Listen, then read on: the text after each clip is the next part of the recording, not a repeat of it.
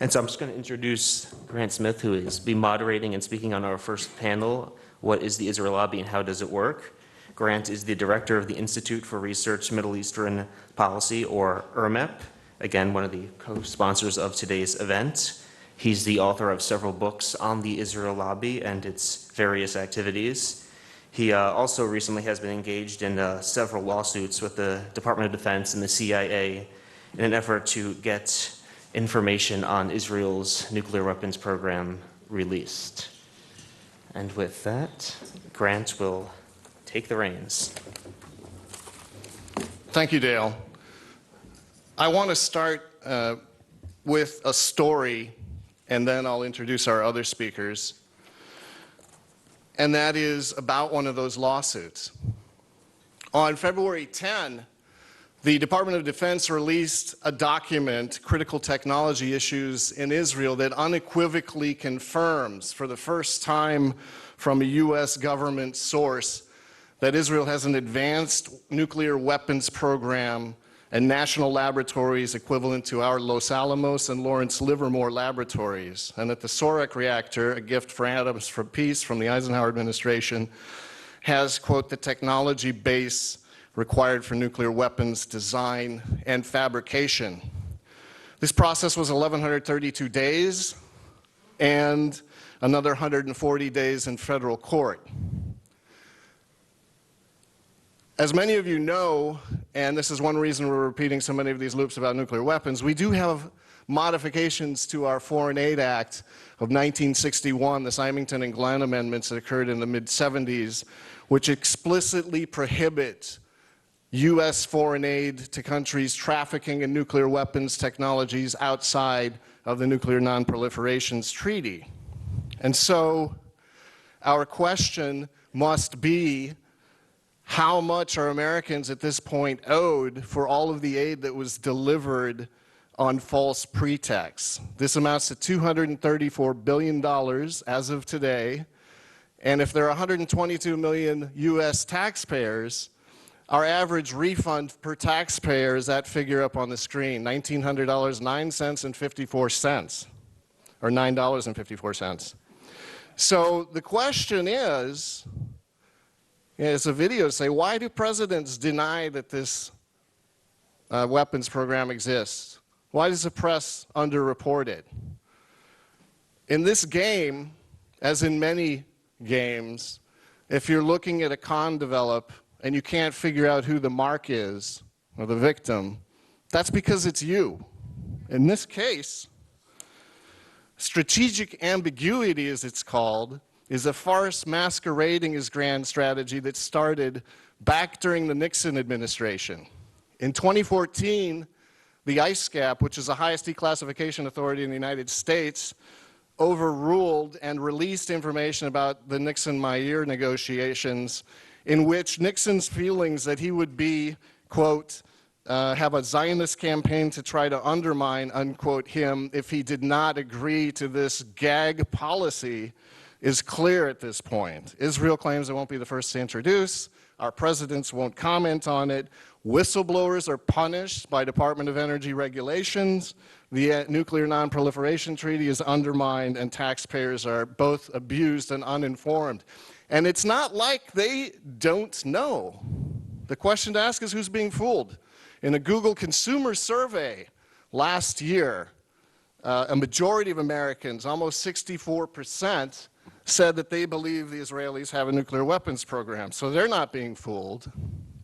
And it's a testament to the power of Israel lobbying organizations in this country that a policy costing so much can last for so long. So what I'd like to talk about are one portion of activist organizations, which I call Israel affinity organizations, which is a tax-exempt portion of this lobbying ecosystem.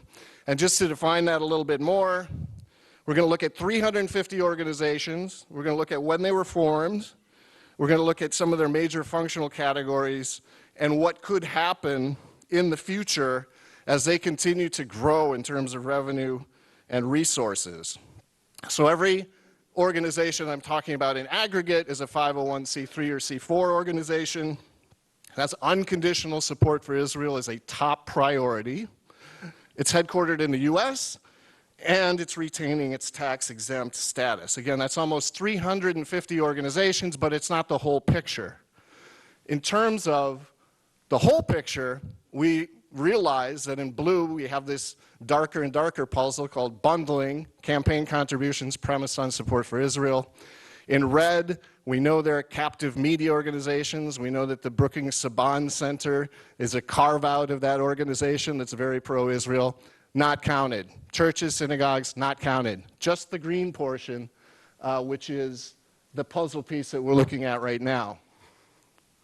The first data extract reveals, in terms of the time that they were incorporated or received tax-exempt status, there are 4 great waves. Number 1, the wave asking for approval of Zionism, promotion of Zionism and immigration. Phase 2, state building, the creation of fundraising organizations, the big transfer organizations and subsidy organizations came into play. The 80s and 90s are a period of the media watch and think tanks, the off-splitting of the Washington Institute from the mothership AIPAC. And the 4th wave, I like to talk the attack lawfare at campus monitoring and messaging are the top priorities of these organizations. And later on in the program, there will be a lot of people talking about Israel activity on campus. It's interesting that half of the organizations surveyed, which are the biggest, were created before 1975, and half of them were created after 1975. This is interesting because it coincides with the period at which the Justice Department, after trying to get the Zionist Organization of America to register as a foreign agent 7 times, after ordering the American Zionist Council to register as a foreign agent only to see the lobbying division AIPAC split off 6 weeks later and start the same activities, they threw in the towel. And so the number of organizations exploded, as did the amount of US foreign aid, the blue line, in terms of their lobbying successes. So there's this blossoming of foreign aid that occurs right after DOJ threw in the towel. The demands of these organizations, if you review tens of thousands of Lexis pages, have evolved over time from simple recognition to the much more troublesome trade concessions. Of course, our first foreign trade agreement was with Israel. Terrorism designation of Israel's enemies, and finally calls for US military action against Israel's enemies. So these 4 great waves of Israel affinity organizations leave us asking, what will be the next great wave?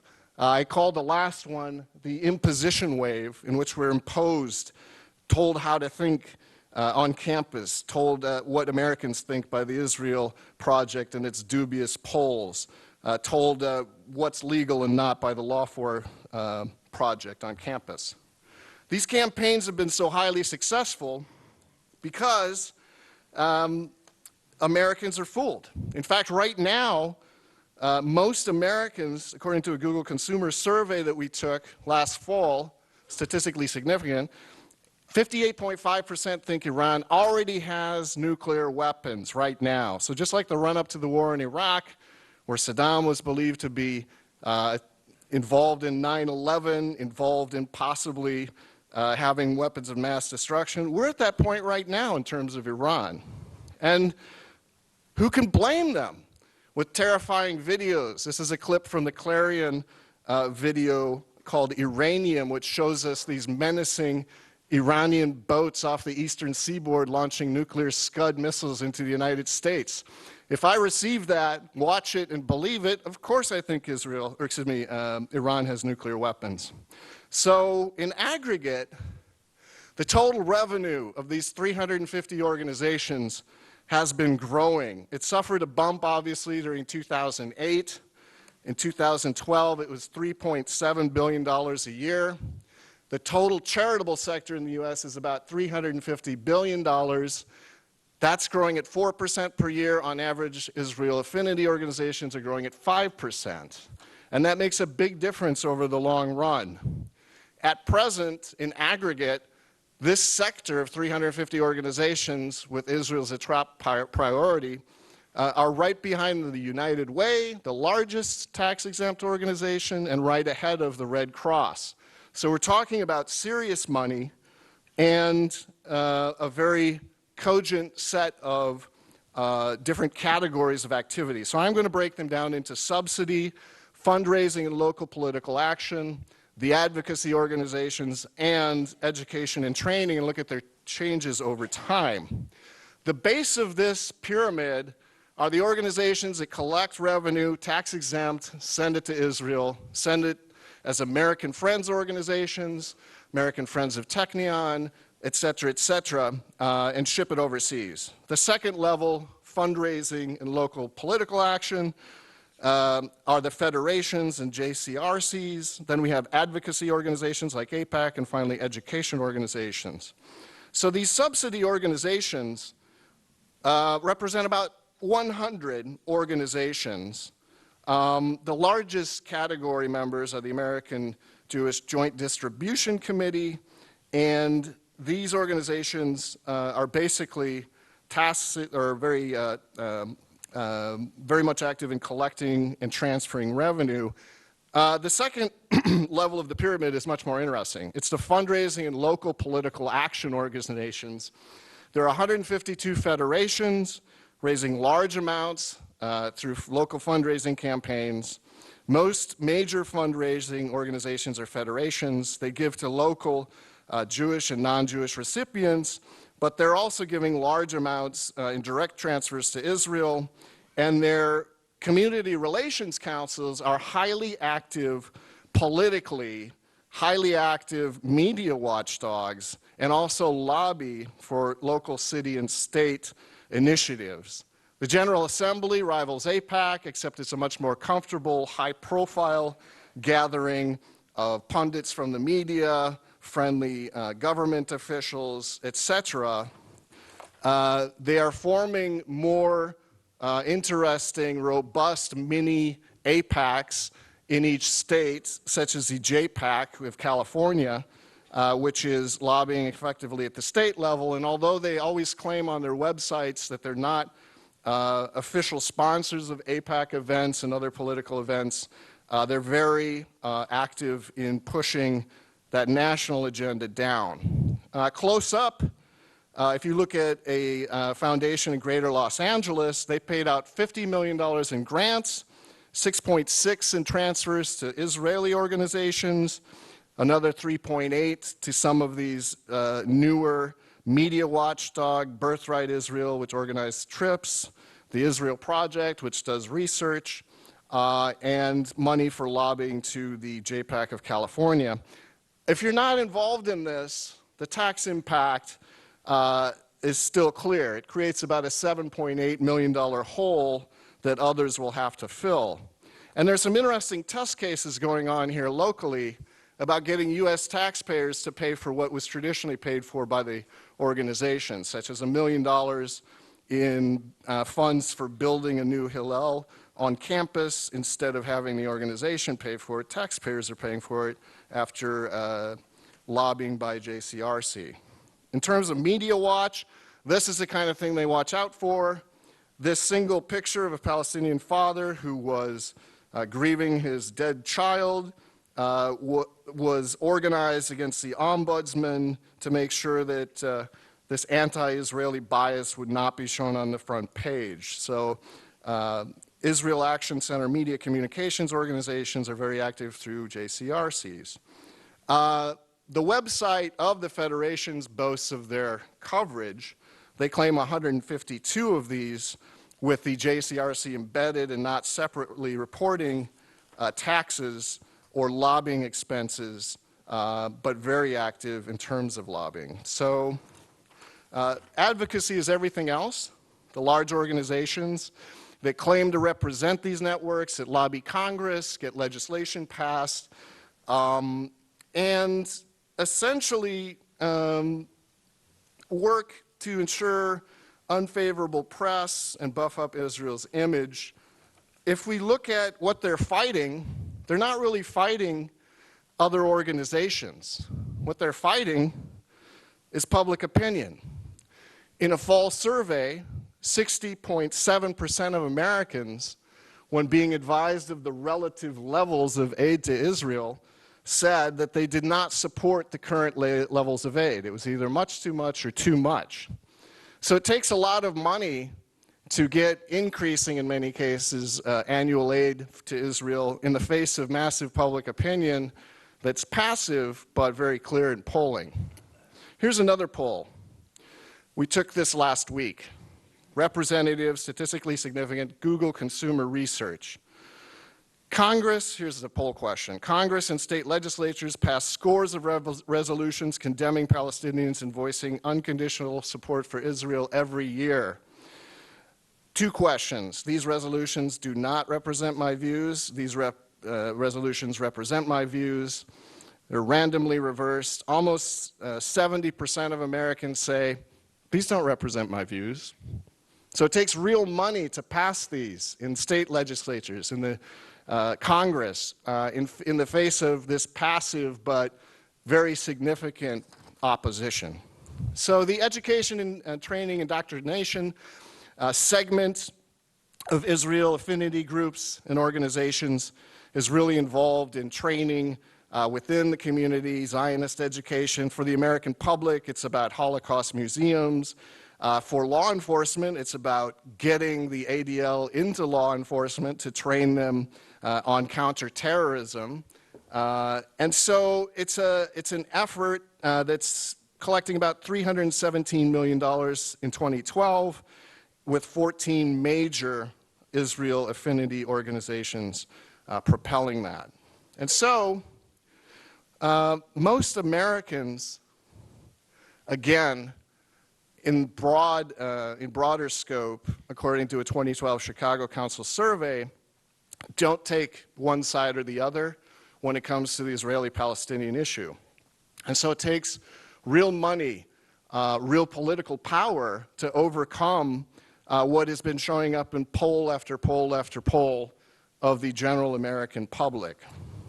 And so that's why I think when you look at the growth of the education segment of Israel affinity organizations, that's been the fastest growing segment since 2001, 108% over the time period between 2001 and 2012, with subsidy organizations growing at 62%, advocacy at 72%. So there's this real effort to reach youngsters, younger and younger, where they are, which is in social media and online, to give them the favorable views that many older Americans have.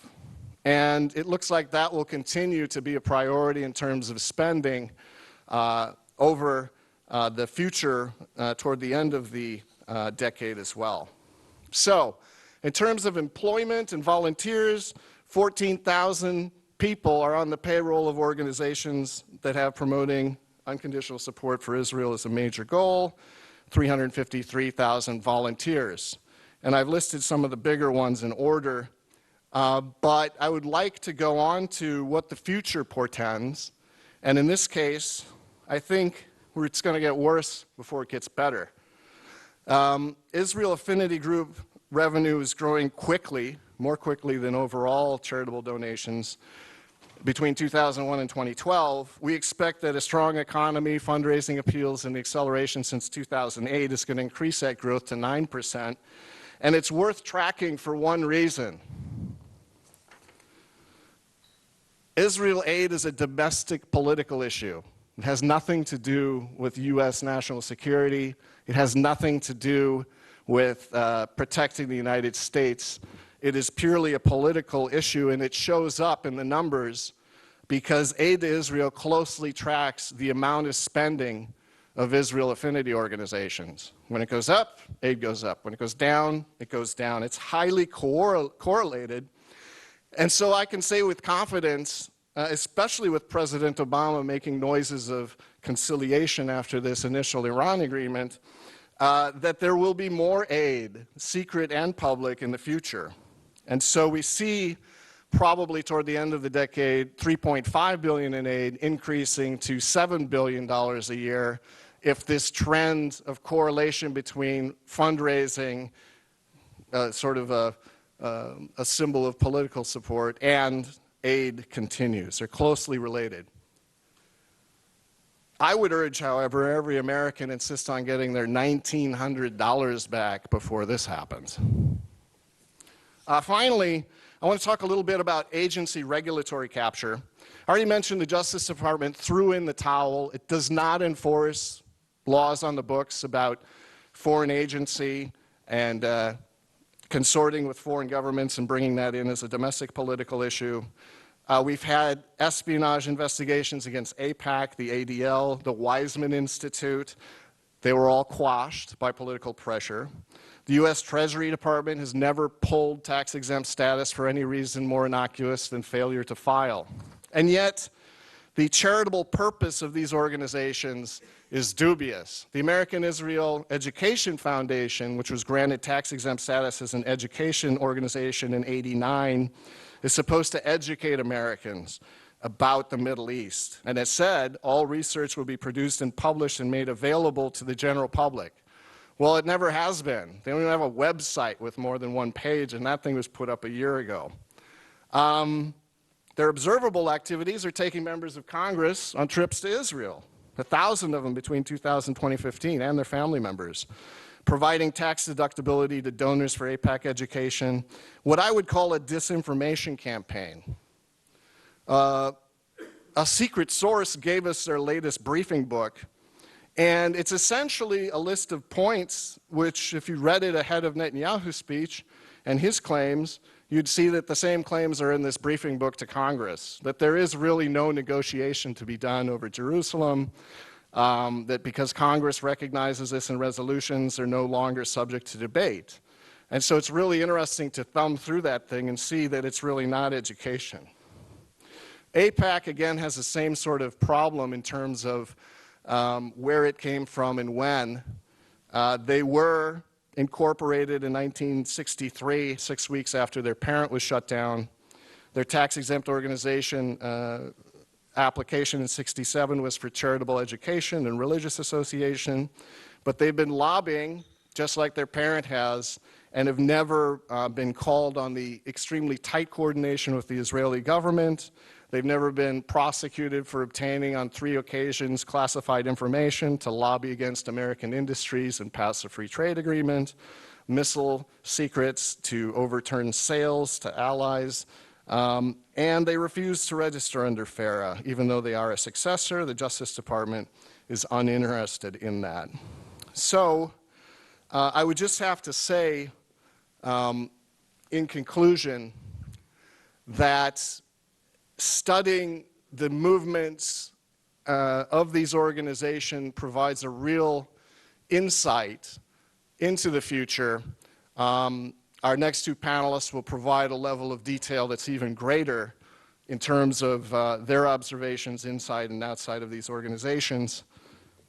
I think I'll just start off then by introducing our next speaker, Seth Morrison, who's held leadership posts in various local, regional, and national Jewish organizations, starting in college as a youth leader in Young Judea.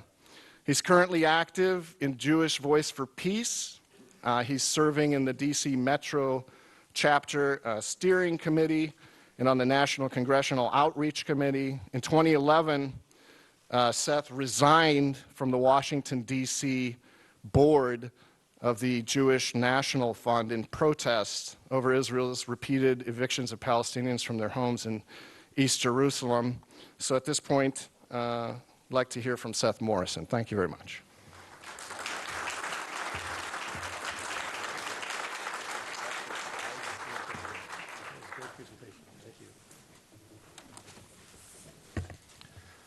Good morning. So, how many people will be joining me on Sunday evening as we watch the next round of Game of Thrones? Not too many, but it's a fascinating show. And it's really a chess game between various factions trying to take power in this mythical kingdom. And I think that's a good analogy as we look at the American Jewish community along with Christian Zionist groups and other allies and how they've become so powerful. So Grant gave us a fascinating picture, and I have to admit I've learned a few things from it, even though I was actively involved in these groups. And he's shown us the financial and legal side of how our community has become quite powerful. What I'm going to do today is really the opposite, in that I am going to focus on the social side and the community side and talk both about my own experiences and what I've gone through in my transition and also what I've seen and learned about our community. So I guess in some ways you could consider this competitive intelligence. But one thing I want to start with is a realization that I've had on some of the work I've been doing in the last year, is that a major reason why our community is so strong on the political side and in the financial side is that in the 30s and 40s, we were a total failure. And if you think back, and those of you who've read history, who've studied the Great Depression, who've studied World War II, you know that we talk in the Jewish community a lot about the Holocaust. But in the 1930s, especially the latter part of the 30s, it was pretty well known that the Holocaust was really bad. Now, we didn't know that there were mechanized death camps, but there were a lot of stories about how serious the situation was. But at the time, the U.S. had clamped down on visas. My 4 grandparents all came from Eastern Europe before World War I. But those who stayed back and tried to get in later couldn't do so. So basically, our community, even though we were thriving and doing well economically, we didn't have political influence. Then during World War II, when we knew about the death camps, our greatest leaders went to Roosevelt and said, bomb the rail lines, save some lives, stop people from going to the camps. And Roosevelt said no. Now, we talk today about the power of our community, and we talk about the fact that the presidents and Congress take direction.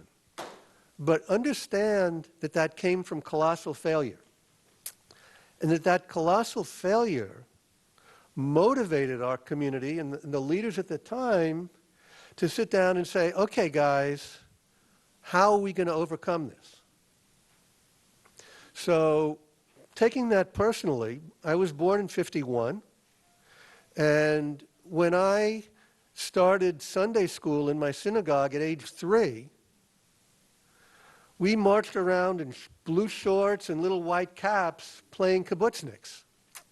And we were told how these wonderful, brave people were out there saving our people and creating a homeland.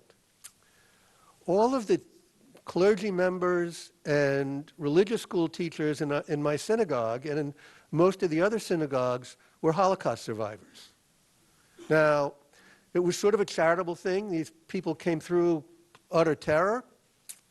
They hadn't gone to college. They needed jobs. We found them jobs. As kids, I have to admit, we were pretty cruel. We made jokes about their accents and all of that.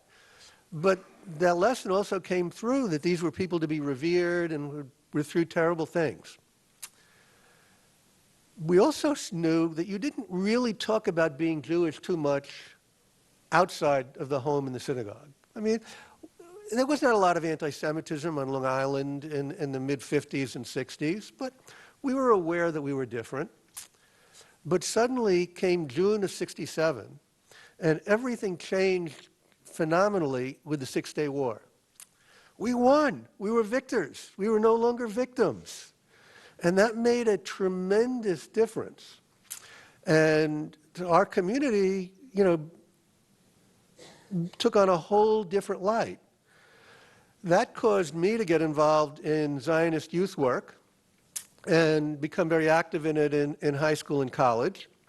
And that was, of course, pure indoctrination. I mean, the only mention we had of the Palestinians came with the word terrorists or with the word refugees, because they voluntarily left Israel on their own because Israel was going to be driven into the sea. And you have to understand that this is what I've been hearing since I was 3 years old. This is not something that was new. This was our lives. This was our family. This was our history. You know, when we get family gatherings, we talked about the cousins who made it out and the cousins who didn't. You know, we talked about cousins who lived in Canada because they couldn't get into the U.S. So, you know, this was a major indoctrination. So after college, I did not move to Israel. I was sort of a failure in the Zionist world. Started my career in cable television, and my second job caused me to leave Long Island and move to Cincinnati, Ohio. So I'm in a new community. I know a few people at work. What do you do? Well, you look for the Jewish community. And, you know, I found the Jewish person at work, and she took me to her synagogue one day, and then I went to some other synagogues. You get involved in your community. I think it's only a natural thing. Well, what happens when you do that is suddenly somebody comes over to you and say, hey, welcome to town. You know, there's this committee. Maybe you want to help us out. And, hey, you know, I know you don't earn a lot of money. You're young, and we're glad to have you. But, you know, you've got to get used to giving. It's our culture. It's our history. And, you know, we give $25, give 25. We respect that. And it became an indoctrination. I then moved on to Seattle, Tacoma. And there I was, you know, a little more senior. I'd been promoted, had a new job. And they said, will you join our young leadership? Well, hey, you know, there's some status and, you know, get more involved. And then they said, you know, we've decided that we're going to do a young leadership mission to Israel. Now, I'd been to Israel with the Zionist group. I'd been there a few times. But suddenly I was official. You know, you're going on a mission. And, you know, they took us to the Golan Heights, and we looked down at the kibbutzim who were being bombed. And they took us to Gaza. And we met with this woman who told us about how she was willing to live there with her young children, even though it was in danger, because this was our land. This was the fulfillment of our dream. These things all made a tremendous difference, and they make an impression on young Jews, even like those like me who are not particularly religious. It's a way, you know, it's an involvement, it's an identity. Now, my career took me to the Bay Area, and really by coincidence, I had a couple of things happen at once. A friend of mine from the youth movement, who was basically a member when I was a leader, and I'd sort of stayed in touch with, became a pro-Palestinian activist. And he actually went out and learned Arabic and talked about the fact that, you know, these aren't bad people.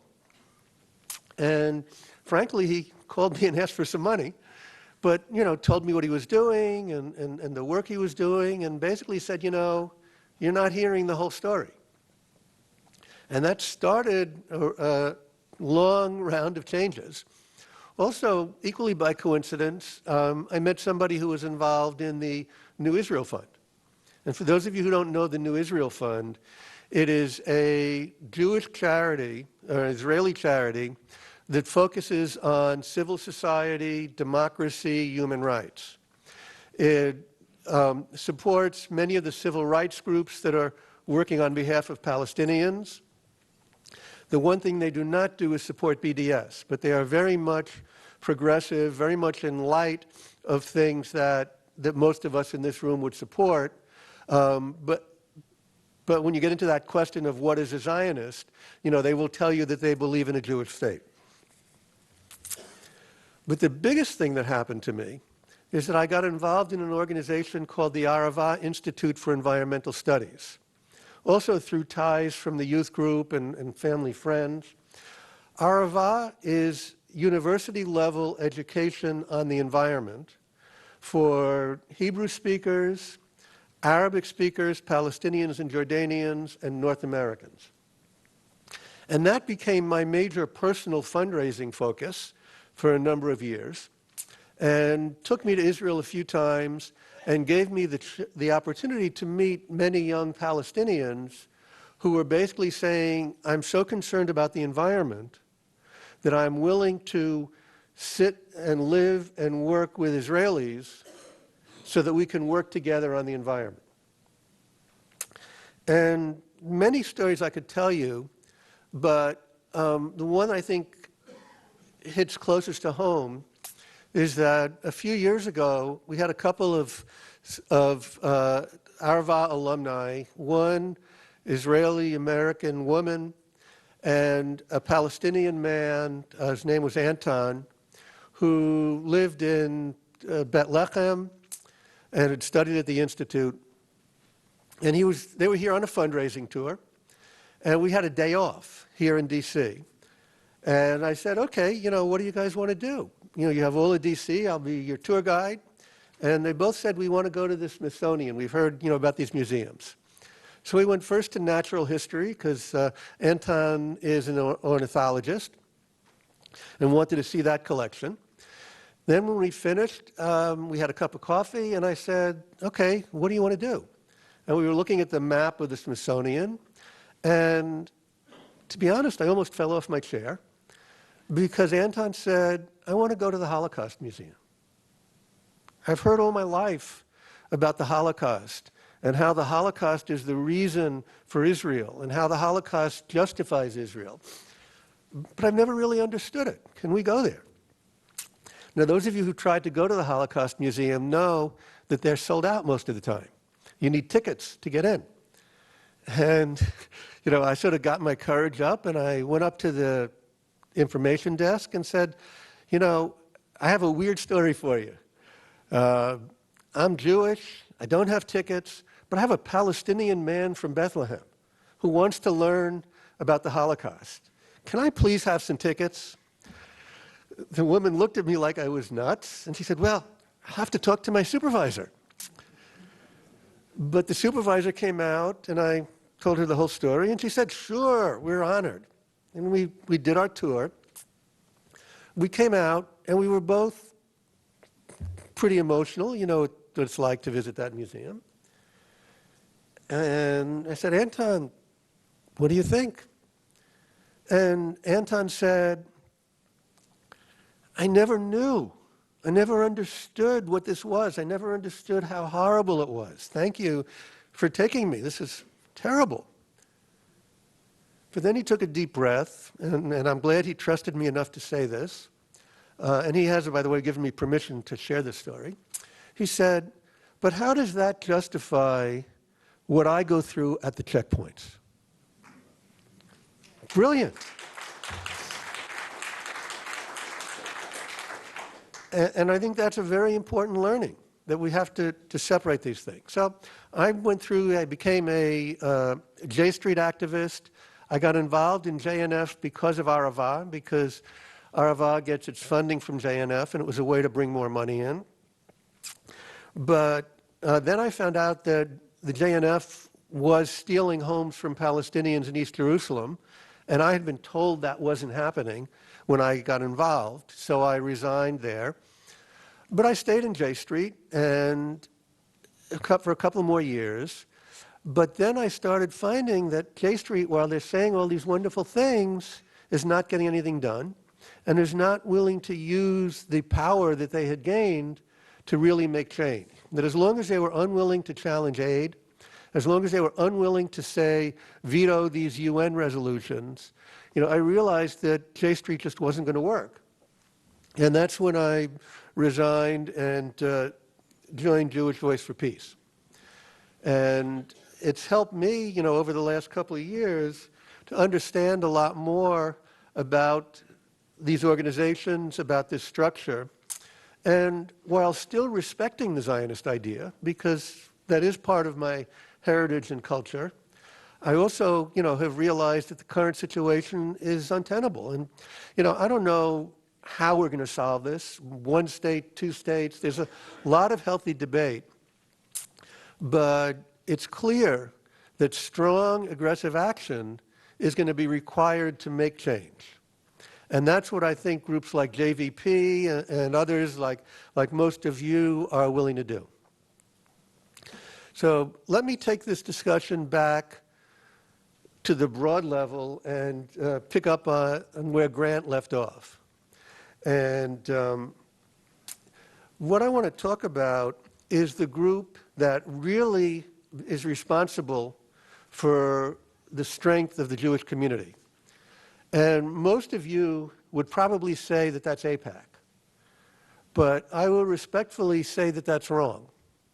The group that is really in charge, that you don't hear about very often, is the Conference of Presidents of Major Jewish Organizations. Now, if you look at these slides, you will see on these slides 53 organizations that are every large Jewish group with the exception of J Street and Jewish Voice for Peace. All of the synagogue groups, all of the fundraising groups, all of the political groups, all of the influencing organizations. 53 people in one room control those groups. How many people know who the board of AIPAC is? Now, and I have to admit, Grant told me this one when we were getting ready for this presentation. And I sort of knew it, but I didn't realize it as directly. The Conference of Presidents, these 53 people, are the board of AIPAC. It is in that body that these decisions are made and that all of this confluence come together. The synagogues get their marching orders. The universities get their marching orders. The charities get their marching orders from those 53 people.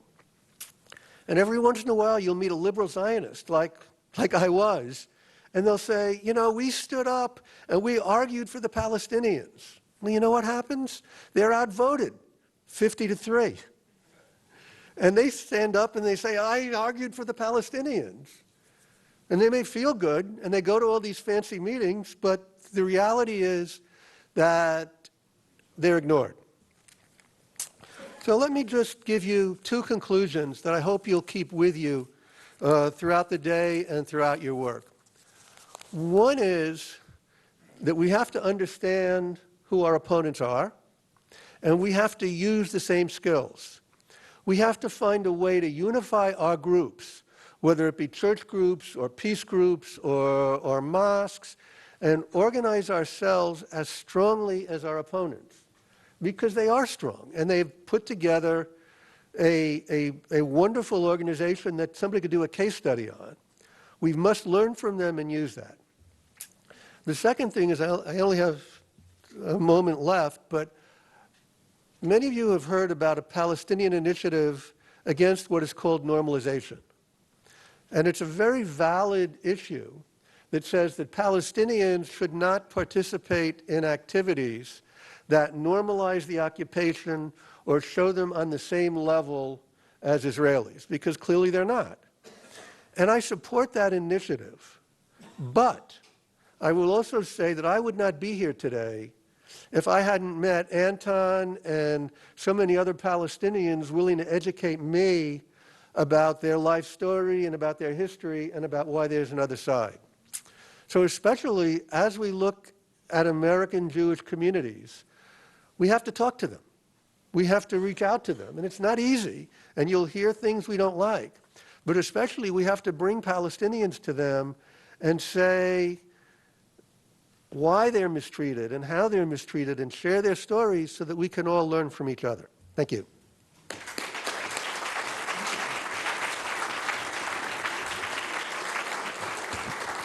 Thank you, Seth Morrison.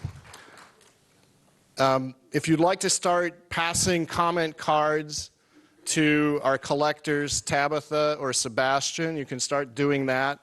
Our crack journalists from Japan over there at the table, you need to move out because we're going to use that Twitter feed to collect questions as well. So thank you, Rai.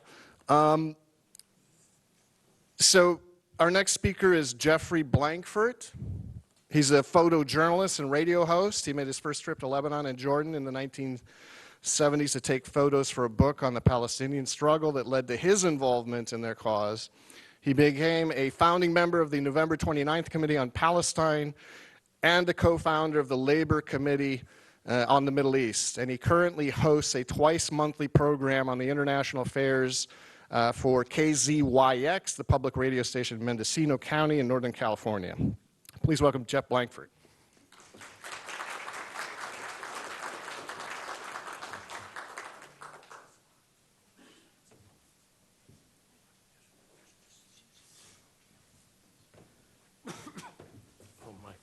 I see my time is ticking off here. First of all, I'd like to welcome you to the most important Israeli-occupied territory, Washington, in case you had any confusion about that. And that will be proven by the fact there'll be no coverage of this event in the national media, as what happened last year, although C-SPAN did cover the event last year, not this year. Well, the Anti-Defamation League I'm going to talk about today was formed by B'nai B'rith, the world's oldest Jewish organization, 101 years ago, last October. It was formed to, quote, to stop the defamation of the Jewish people, to secure justice and fair treatment to all citizens alike, and to put an end forever to unjust and unfair discrimination against and ridicule of any sect or body of citizens, end quote. By 1937, however, it was already in the spying business, providing information to the federal government about individuals and groups that it considered to be subversive. One of them was the first House Committee on Un-American Activities, run by Martin Dies, whose antipathy to Jews was well known, and among its first targets was the National Lawyers Guild, the majority of its members who happened to be Jews. A decade later, in 1947, it joined the House Committee on Un-American Activities in the Hollywood witch hunts, acting as a liaison for those Jewish witnesses who wished to inform on their friends and offering information on those who refused to do so. In October that year, hearings before the House Committee on Executive Department Expenditures revealed that the Civil Service Commission, without congressional authorization, was collecting information on individuals who had not applied for jobs with the civil service. They were alleged subversives, and they were providing this information not just to the Civil Service Administration, but with the FBI and HUAC. This appalled committee chair, Michigan Democrat Claire Hoffman. When asked to define the groups that had provided the civil service with the information, Hoffman said, "I will tell you that they are smear artists." He was mainly referring to the ADL, which should provide information to the committee and up to 7,000 individuals. Mind you, this was a year before Israel came into being and reflected more the nature of the ADL than its commitment to Zionism. But this would change.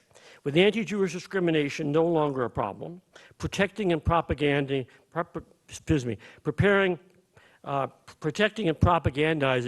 for the new state of Israel, and censoring its critics and intimidating those potential critics came to dominate ADL's agenda and has since. Long before Abe Foxman became the national director, its leadership had already invented the new anti-Semitism, equating criticism of Israel with disliking Jews. In 1971, True Magazine interviewed 3 top officials of the ADL who boasted of its use of undercover agents. And the interviewer said, ADL must have a pretty extensive spy network to do all that. Well, it did.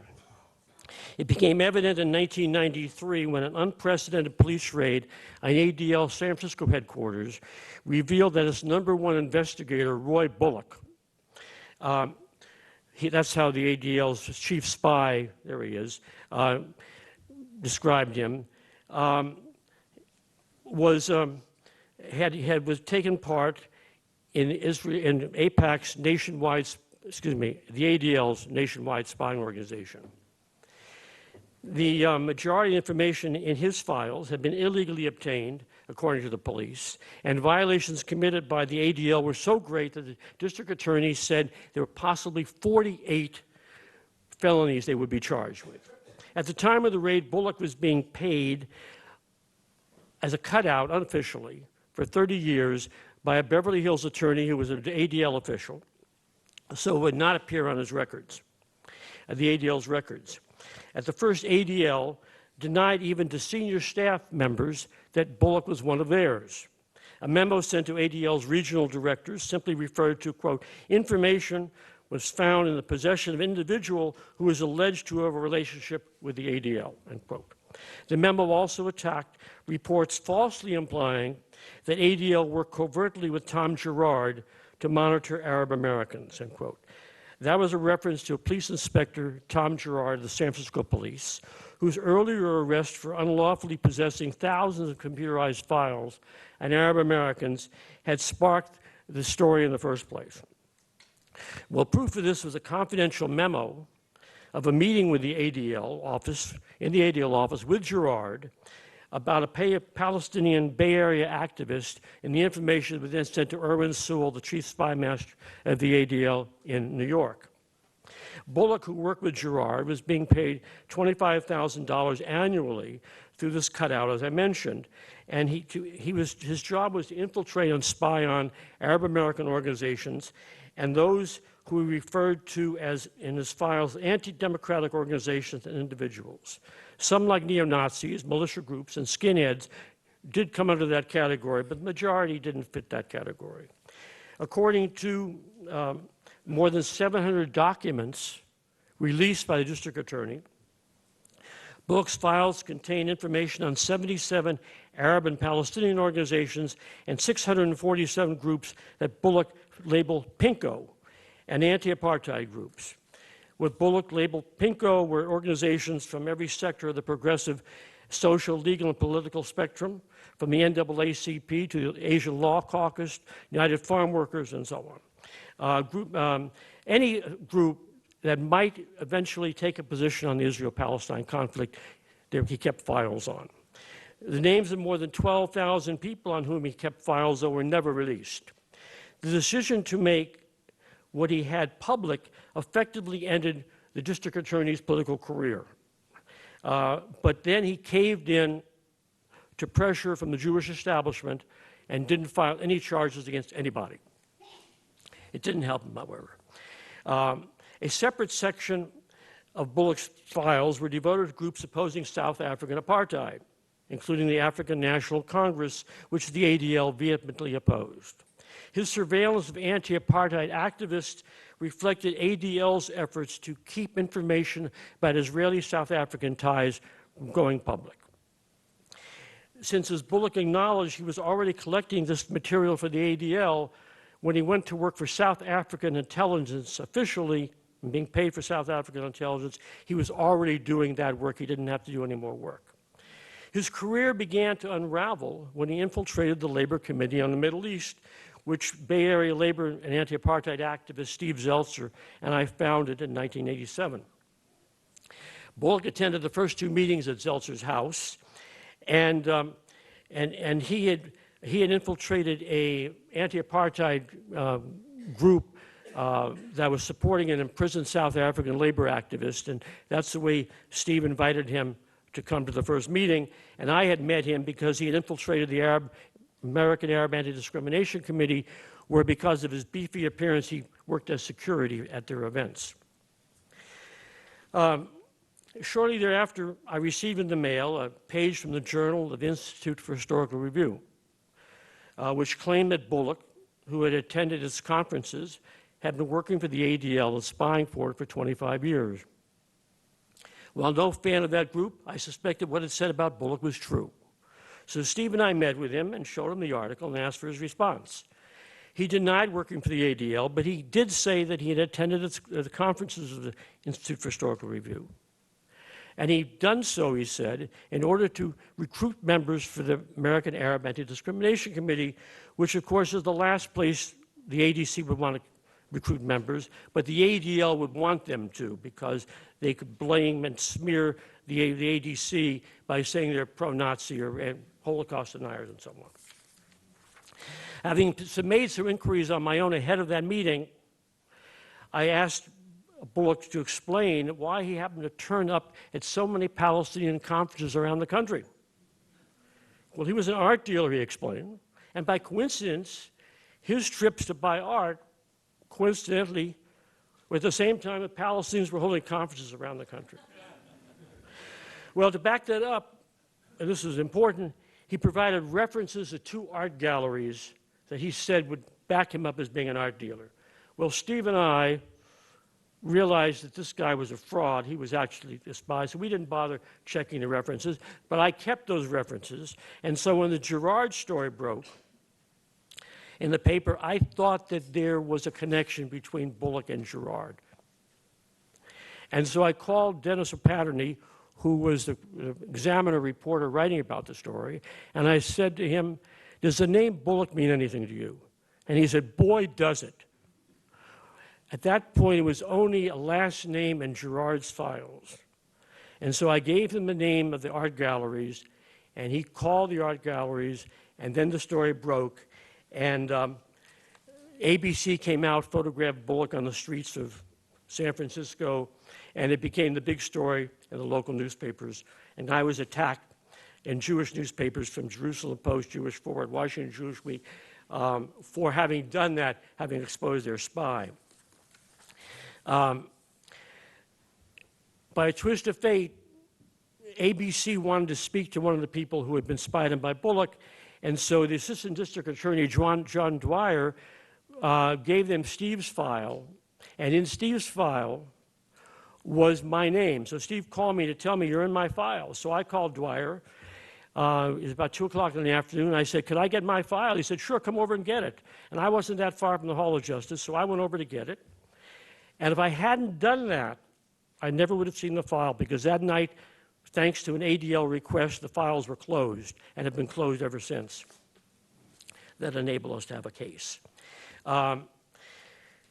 The information on mine was a mixed bag, much of it sloppy, most of it wrong, such as my having married a woman in 1963 who I never heard of.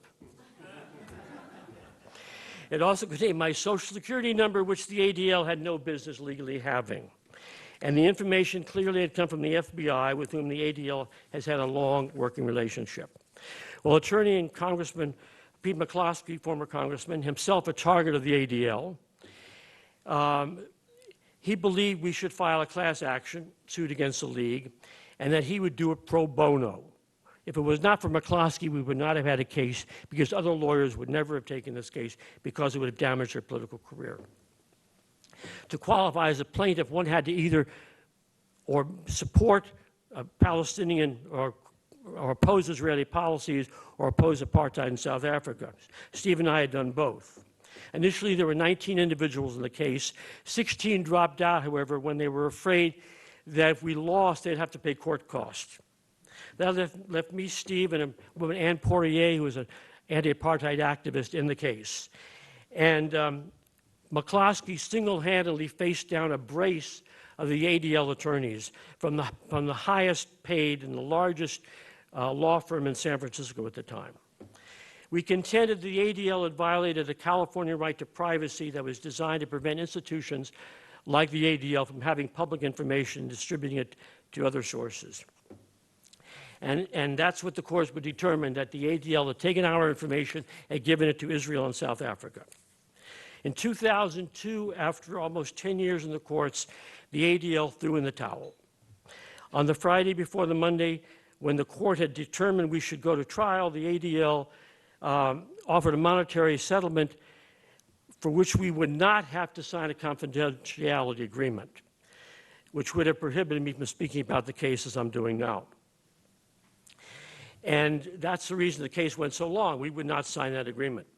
What did the ADL want us to talk about? Well, one thing, Bullock was being paid by the South African intelligence for spying on black South African exiles, and that he had followed and reported on the travels of Chris Hani, a young black South African leader who was expected to become president one day after Nelson Mandela, and who was later assassinated.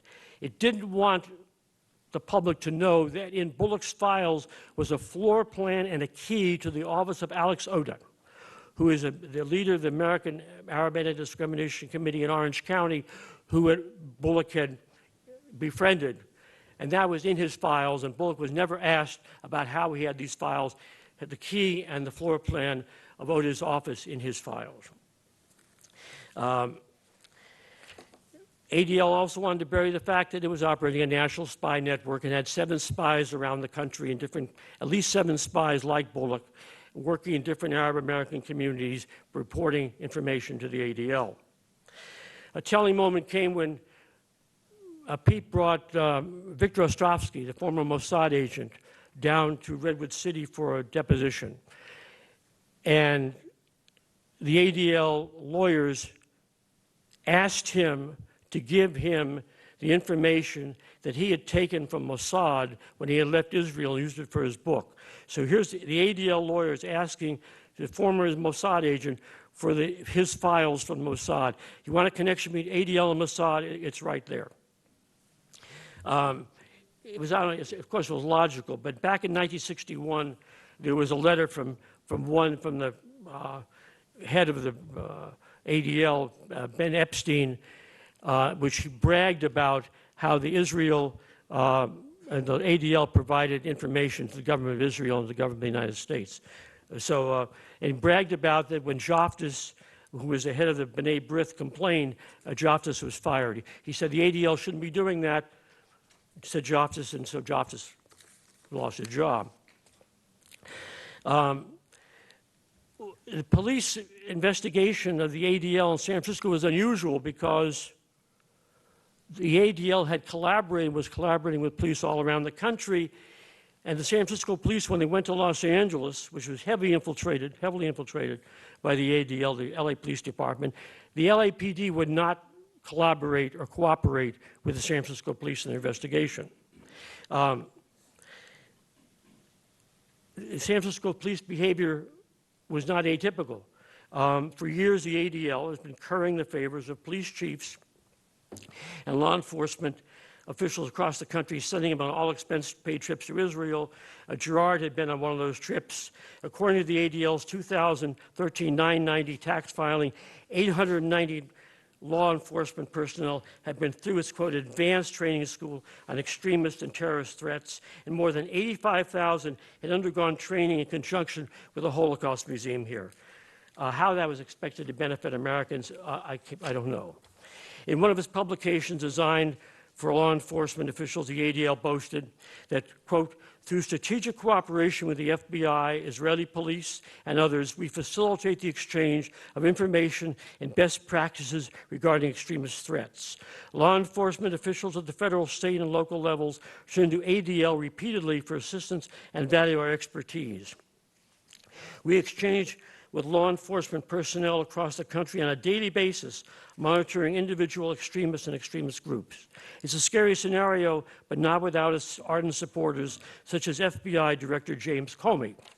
On April 28th, a year ago, addressing the ADL's national conference, Comey thanked the organization for having trained more than 12,000 law enforcement personnel the previous year, and since 2010, he said, FBI employees have participated in more than 105 training sessions sponsored by the ADL on extremism and hate crimes in 17 states and here in Washington, D.C. Your leadership, he said to the ADL, in tracking and exposing domestic and international terrorist threats is invaluable, and the training you voluntarily provide at conferences and classrooms at the community level is eye-opening and insightful. If this sounds a bit like a love letter to the ADL, he said, it is, and rightly so. Reality check. Shortly after Comey's talk, Grant Smith here, under the Freedom of Information Act, requested copies of the training materials used in the ADL sessions with the FBI. According to the Justice Department, they couldn't find any.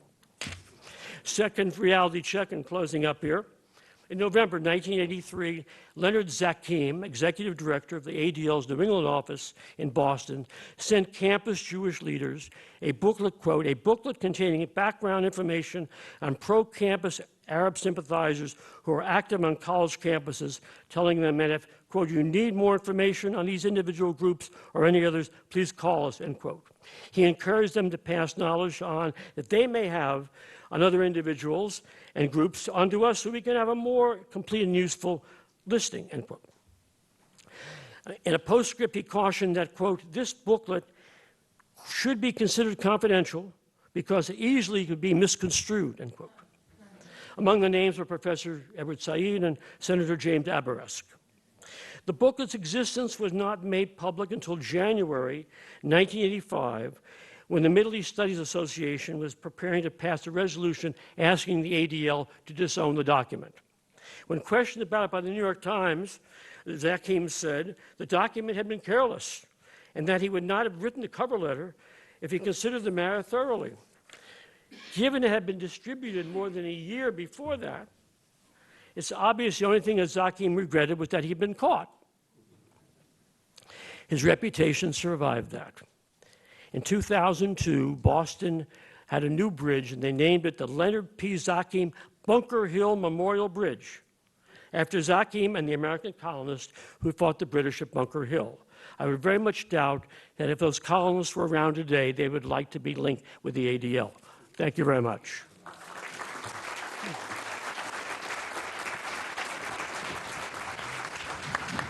Thank you very much. Do we have these mics on? Okay, that's great. So our next panel should be assembling over on the side. Again, if we can have Jeff Blankford's questions brought up to him directly. We're going to start the next panel right on time, so we've got about 5 minutes for questions. You can always ask us later as well. I've got a few questions here. Question number one, can't Arab allies of the U.S. use the legal approach of lobbying to influence the U.S. Congress? The answer is no.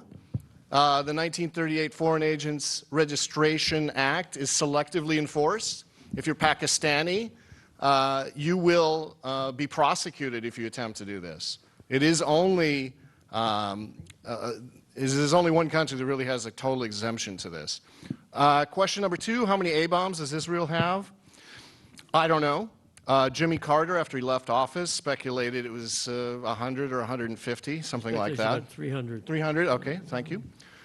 Saw him this morning, maybe. All righty. Okay, I quoted documents proving that Israel has nuclear weapons laboratories equivalent to Los Alamos. Does that mean that it not only has a fission bomb, but also a fusion bomb?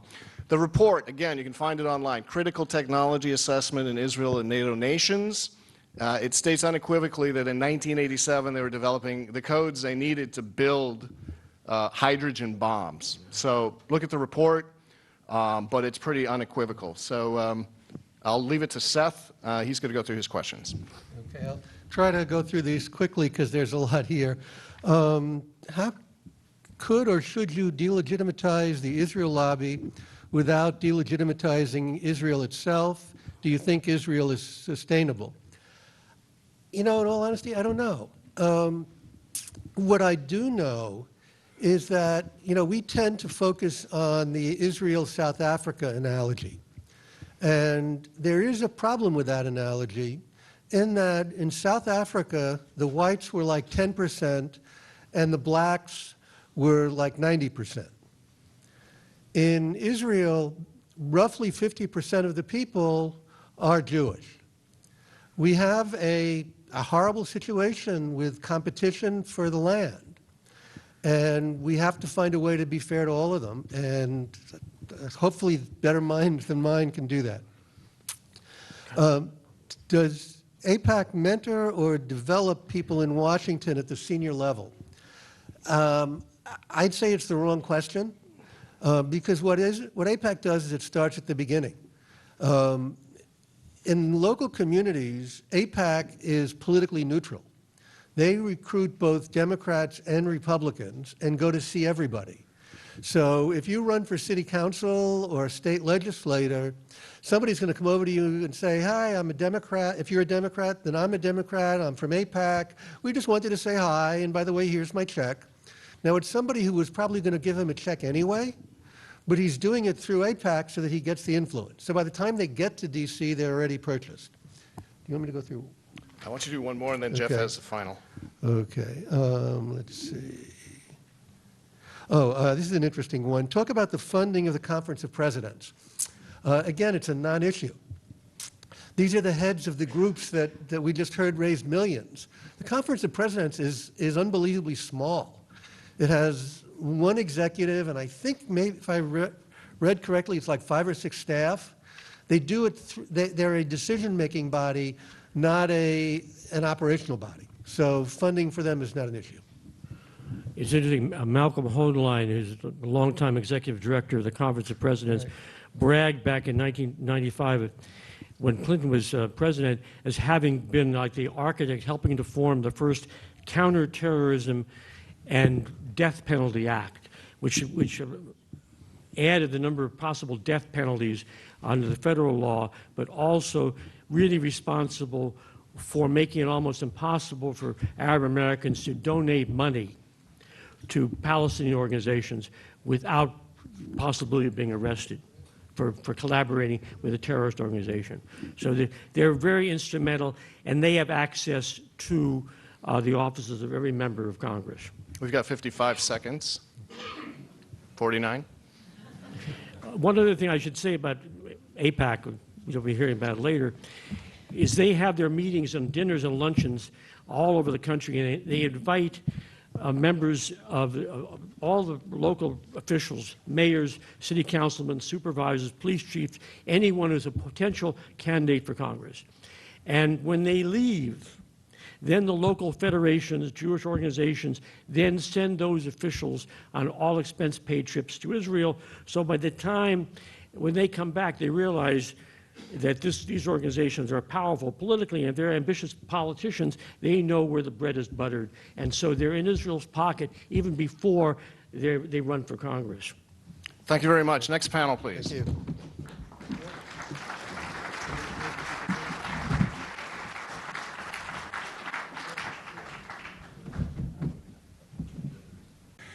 I'm Askia Muhammad. I'm a news director at WPFW-FM. That's the Pacifica station here in Washington. I write a column for the Washington Informer newspaper here, and I'm a senior editor at the Final Call newspaper. I'd like to, as I introduce this distinguished panel, remind you of one of the things I consider so important about this event. The event has collected what I would say are unimpeachable witnesses to something that is an unspoken reality, an unspoken truth. And so just bear that in mind. The witnesses are unimpeachable. There are a couple of things I'd like to commend to your attention.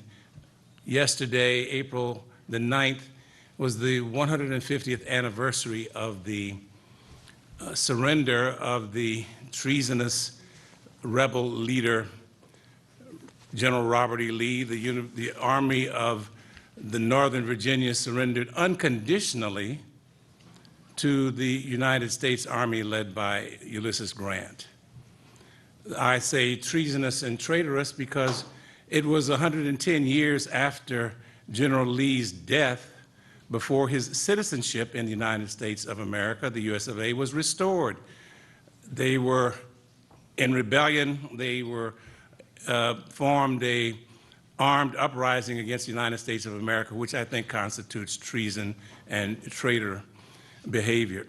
I mention that because after this surrender unconditionally, it ushered in 100 years of American apartheid, which ended ostensibly with the passage of the Civil Rights Acts and the 1960 Civil Rights Movement.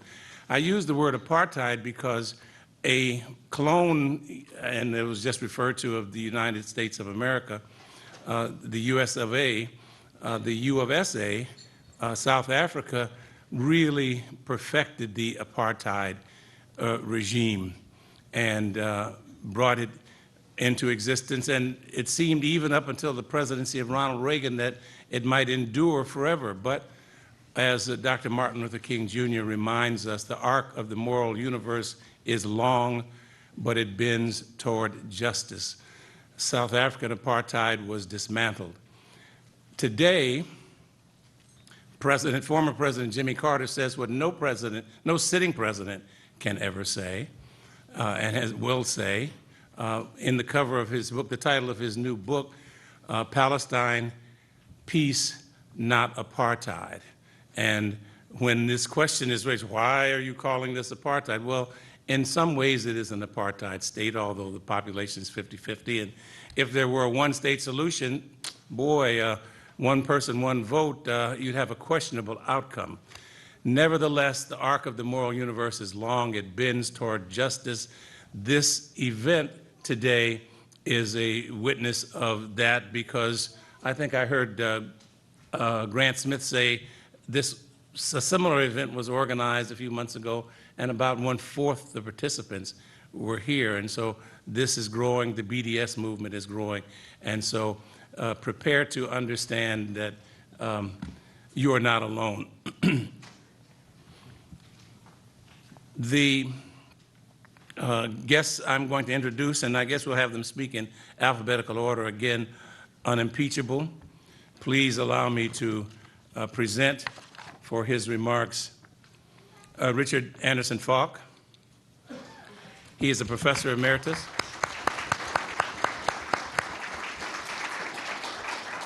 Of international law at Princeton University. Which reminds me of the final quote I'd like to share with you on April the 9th. And April the 9th is which again reminds us of the veracity and the eventual success of this event, or this cause, this movement.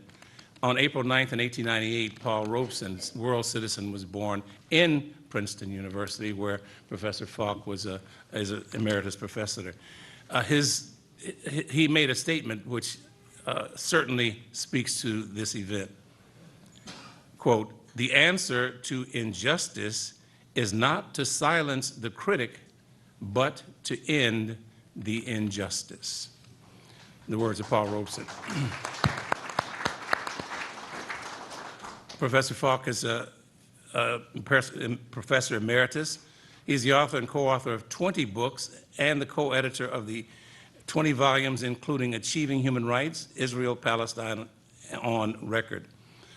He is also served for several years, from 2008 to 2014, as the UN Special Rapporteur on the situation of human rights in the Palestinian territories occupied since 1967. Please welcome our first unimpeachable witness.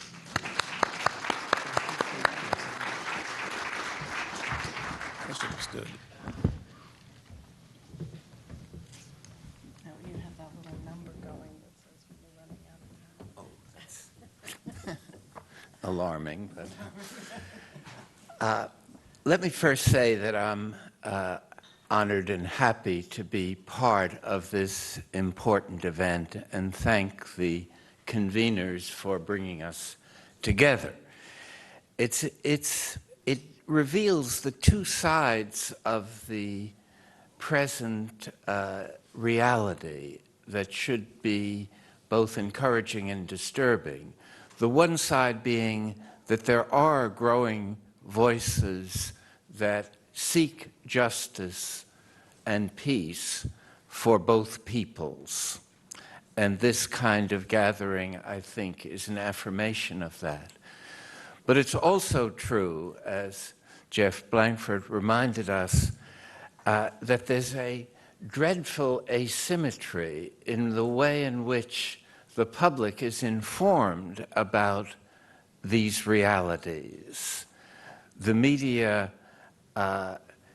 indulges in a kind of feasting whenever they get the opportunity to celebrate pro-Israeli happenings, and they practice the opposite in relation to any kind of balanced inquiry into the realities of the conflict. And we must keep both of those realities in mind if we are to understand the situation correctly.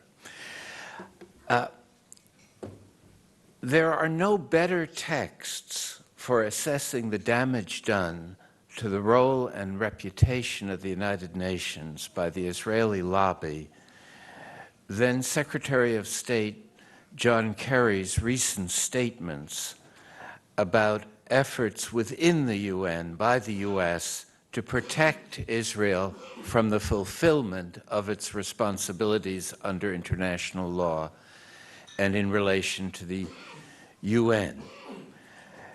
Despite the recent tensions arising over the Netanyahu speech to Congress, Kerry boasted almost at the same time on ABC News, quote, "We have intervened on Israel's behalf a couple of hundred times in over 75 different fora within the UN."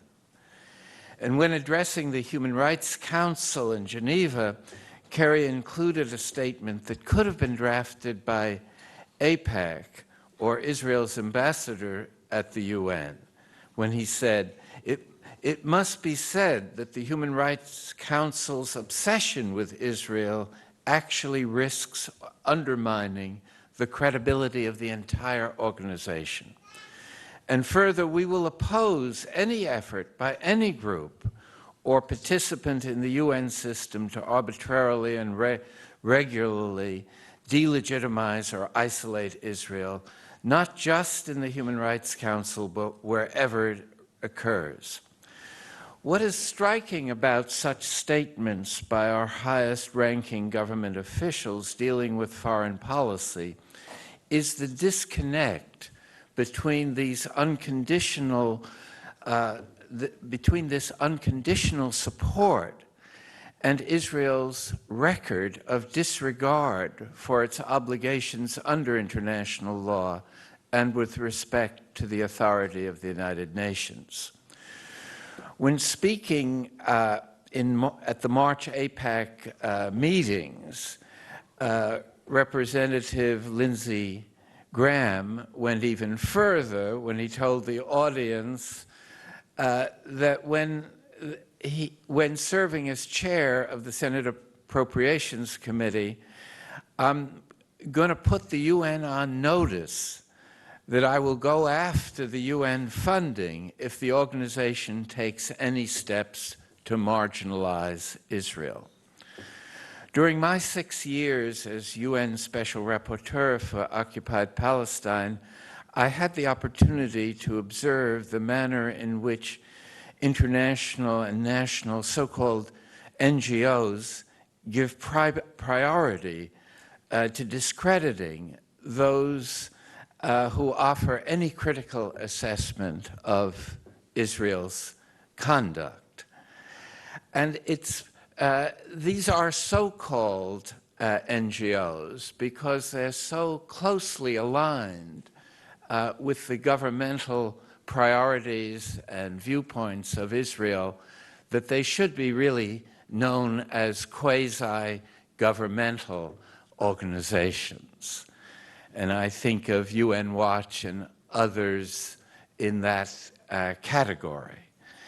There are really two ways that this effort to devalue and discredit the UN and its activities takes place. One is to attack individuals, and the other is to attack the organization itself.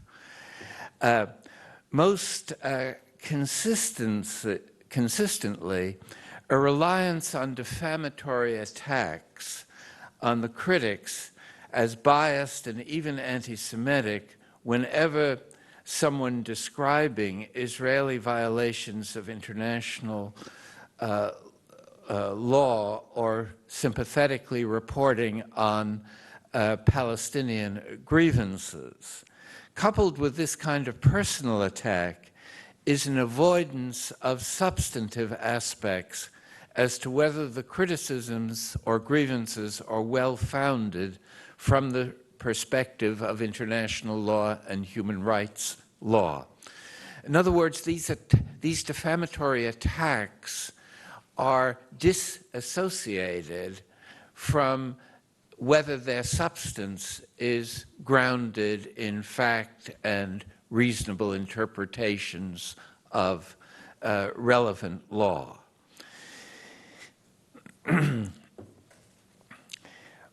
Even those defamatory attacks, at least in my case, focused on distorted presentations of my views on a variety of issues that were made in settings other than the UN and did not pertain to the Israeli-Palestine conflict. The intended effect was to shift attention from the messenger containing these issues to the message itself. In other words, instead of focusing on the message, the hope was to generate a controversy about a disreputable messenger. With incredible persistence, UN Watch in particular circulated their defamatory attacks to prominent international personalities, including high-ranking civil servants in the UN itself, such as the UN Secretary General and the High Commissioner for Human Rights, and a variety of ambassadors of countries friendly to Israel. What was particularly disturbing to me was the extent to which these defamatory attacks were treated without examination as credible by supposedly responsible officials here in Washington and New York, who didn't even bother to check with me or with the sources that were being relied upon, and led to the endorsement of such defamation in ways damaging to my reputation, but more significantly, diverting attention from the substance of Israeli uncontestable violations of fundamental international law and human rights law. And it's what I call the politics of deflection. Instead of talking about the real issues that should be discussed within the UN, the effort is to get people to talk about whether a particular person is an anti-Semite or is in some way biased. And it doesn't rest on any facts, it rests on the repetition of the defamation.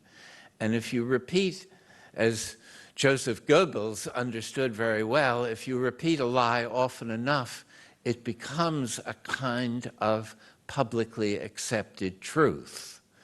And that's where the, I think, very destructive effect of this kind of tactics occurred. Mentioning just one incident that is illustrative of a much broader pattern, the UN Secretary General, Ban Ki-moon, denounced me as biased, even using the word as despicable, with reference to opinions that had nothing to do with my role as special rapporteur, but referred to distortions of what I had said about 9/11 attacks and about the 2013 Boston Marathon bombing.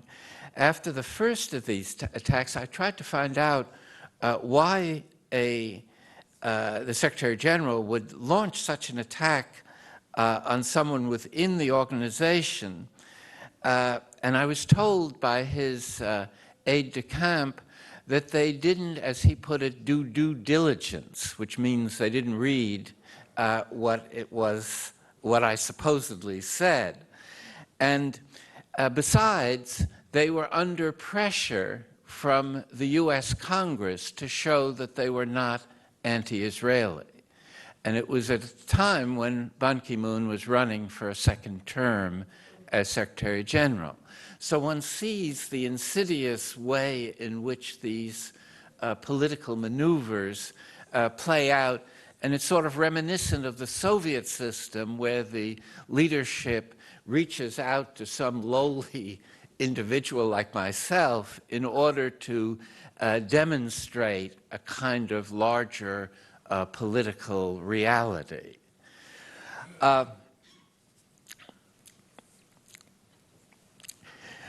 What I'm trying to explain by these references to my experience is the degree to which these quasi NGOs stir up trouble for those seeking to document allegations concerning Israel's violation and actually weaken the way in which the organization can function on behalf of the international community and the promoting what I think one would hope would be the global interests rather than merely succumbing to the national interests of the most powerful members of the organization. And one of the most disturbing features of this is the degree to which the U.S. ambassadors at the UN swallow what UN Watch and NGO Monitor, both kind of quasi-governmental organizations, what they feed them. And again, in my case, Susan Rice and Samantha Power, both of whom know better, just routinely repeated the kind of denunciations and defamations that were associated with these attacks. The second approach used on behalf of Israel to weaken and discredit the UN involves trying to both manipulate the organization and to undermine it at the same time. It's a very sophisticated kind of relationship to the UN that Israel has. It both pretends to be victimized by the organization, and yet it, because of its relationship to the US and its clever use of these kind of tactics, it intimidates the organization more than any other government, however large or small. It's a kind of tour de force of a negative variety that it is able, despite being so uncooperative, to be able to impose its views. And the UN is, rather than being biased, it leans over backward in every particular context to make sure that Israel's best arguments are made fully available and given as much attention as possible. In other words, the reality is just the opposite of the perception in this country. If anything, the organization could be criticized as being indifferent to the Palestinian reality and biased toward not offending Israel. It's quite an amazing manipulation of the reality, at least as I experienced and understood it.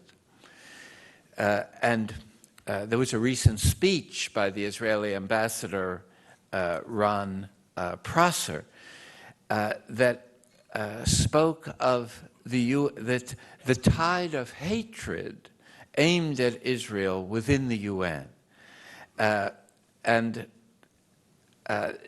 that kind of language is used to influence the atmosphere here in Washington and the Congress, and it's a sad commentary on the state of our democracy that so many of our elected representatives swallow this central lie about the UN, an organization the world desperately needs to be strong and effective, because of these kind of defamatory tactics.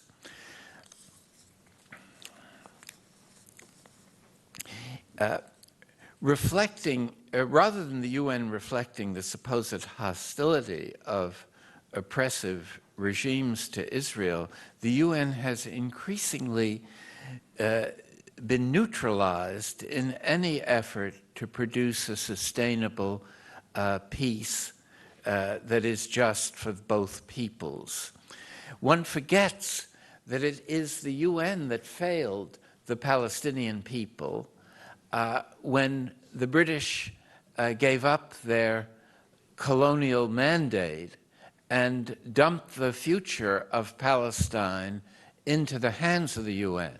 It's unlike any other place in the world as far as UN responsibility is concerned. And so, again, the criticism that Kerry made and others, that the UN devotes a disproportionate attention to the Israel-Palestine conflict, is really the reverse of what it should be doing. And that is, for over 65 years, it's failed to realize the right of self-determination for the Palestinian people that every other major people in the world has enjoyed and achieved. And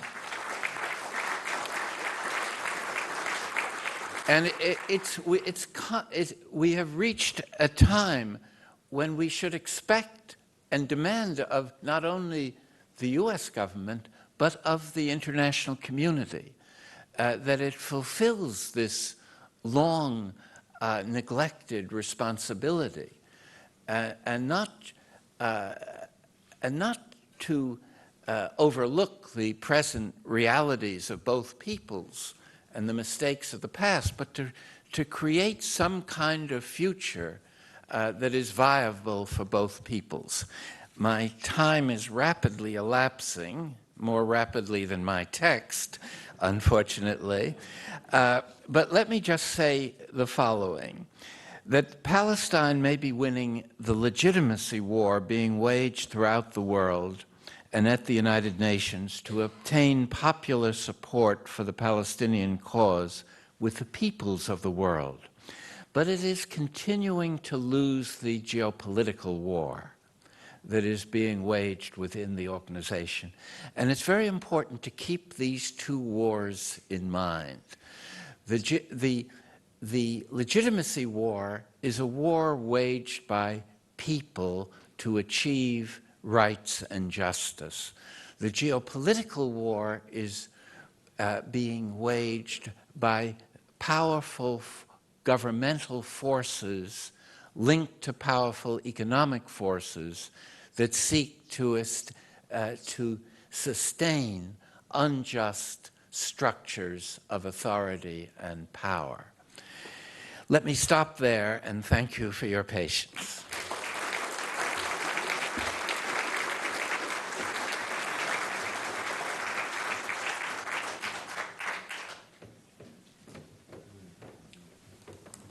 Dr. Richard Falk, please.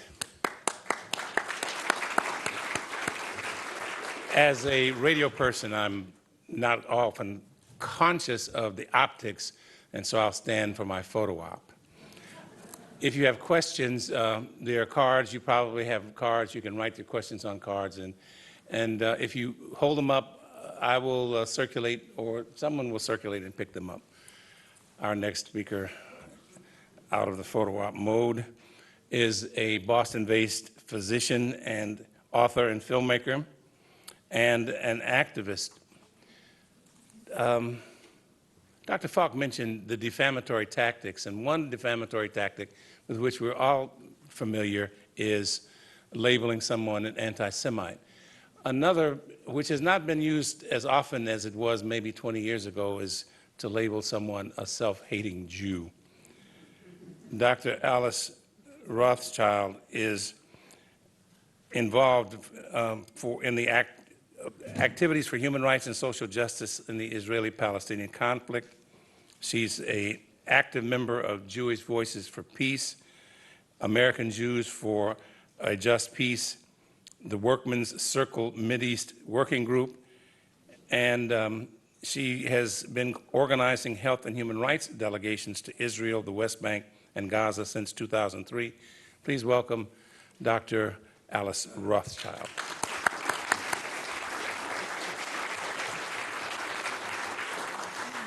Thank you so much. I just got back from Gaza 3 days ago, if I'm a little verklempt, as we say. So first of all, I want to talk about what silencing looks like. It kind of overlaps with active muzzling, with a strict framing of the dominant paradigm. It involves a widespread systemic intolerance of alternative framing. Silencing challenges free speech, rights of protest. It's all about power, about fear, and about the broad cultural and political assumptions in the world that we live. So I'm going to first speak from my personal experiences as a self-hating Jew, as you mentioned. In 2004, I had come back from the region and I wanted to do grand rounds, and I was invited to Cambridge Hospital to speak on the impact of war and occupation on civilians. And before my presentation, one of my colleagues came and leafleted the auditorium with these horrific pictures of Jews who'd been blown up by suicide bombers. And after my presentation, he got up and harangued me for 10 minutes, accusing me of lack of compassion for Jews. I wanted to do, a similar kind of discussion about healthcare and occupation in my own hospital. I was told by my department chief that I was, quote, a danger to the Jewish people. It took 5 years in his leaving, and I kept trying to do my talk, and finally they said yes. My talk was announced, and they received 100 emails protesting my giving these grand rounds. And I had to take the word occupation outside of the title of my talk, and I was told to stay away from politics. So fast forwarding the last year and a half, I've been doing a lot of book touring with my 2 books and my film, and doing a lot of presentations. So I've been bumping up against a lot of muzzling. So in the academic setting, I was at American University, and I was talking with students who found that if they focused on human rights, on opposition to occupation, supporting BDS, etc., they found themselves marginalized and accused of bias. They described a campus that was polarized with no conversation between the right and the left. 2 professors had been included in the list of professors who are dangerous to Israel, and one untenured faculty member talked about being warned to limit his comments, critical comments about Israel, because it would endanger his future career.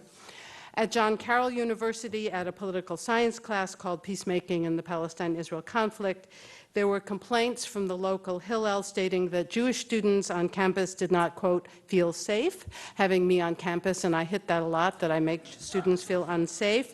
And they actually had a major meeting of the faculty to determine whether I could be allowed on campus, which I was. And the most disturbing part of that little event was at the end, the Israeli Shalicha, which is an ambassador that the Israeli government sends out to schools and temples and things like that to, do Israel messaging. And she basically came up to me in front of all the people and started screaming at me, attacking me as a liar, doing a great disservice to the Jewish people, and just being a general bully, which was kind of an interesting experience. At the University of Maryland, at an Arab media class, one Jewish student told the professor after I spoke that he was very unhappy with my presentation. He was disappointed in the professor. He accused me of hate speech, and he said he felt offended as a member of Hillel.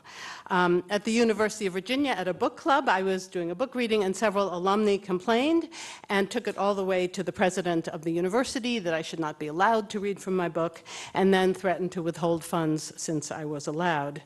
When I've been in more religious institutions, there's a church in our DC suburbs that shares a building with a temple. They've had a long positive relationship, and the rabbi told the minister there that if he showed my film, that he would sever their relationship. There was a church in Vermont with a very wonderful pastor who does a lot of work with a progressive accept Palestine rabbi who really pushed him hard when he invited me to the church. And I saw the emails, and the tone of the emails were, I'm profoundly disappointed in you. We've worked together on all these issues. I thought I could trust you. And now you are showing this anti-Semitic, one-sided film from this known self-hating Jew. When I try to speak in temples, that's like getting up against the wall of McCarthyism, but I've had a couple of little successes. There was a Reformed temple in Ithaca, which I found that whenever they have announcements about speakers like me, the person who does the newsletter puts a little disclaimer saying this does not represent the opinions of the temple. And I also found, as I made my rounds of the few temples that would let me in, is that their maps of Israel are all the greater Israel, including all the occupied territories. So that was sort of fascinating to find out. I was invited to an Orthodox synagogue in D.C. by an Orthodox human rights lawyer who's also a Hebrew school teacher there. We set up the film, and the rabbi canceled it.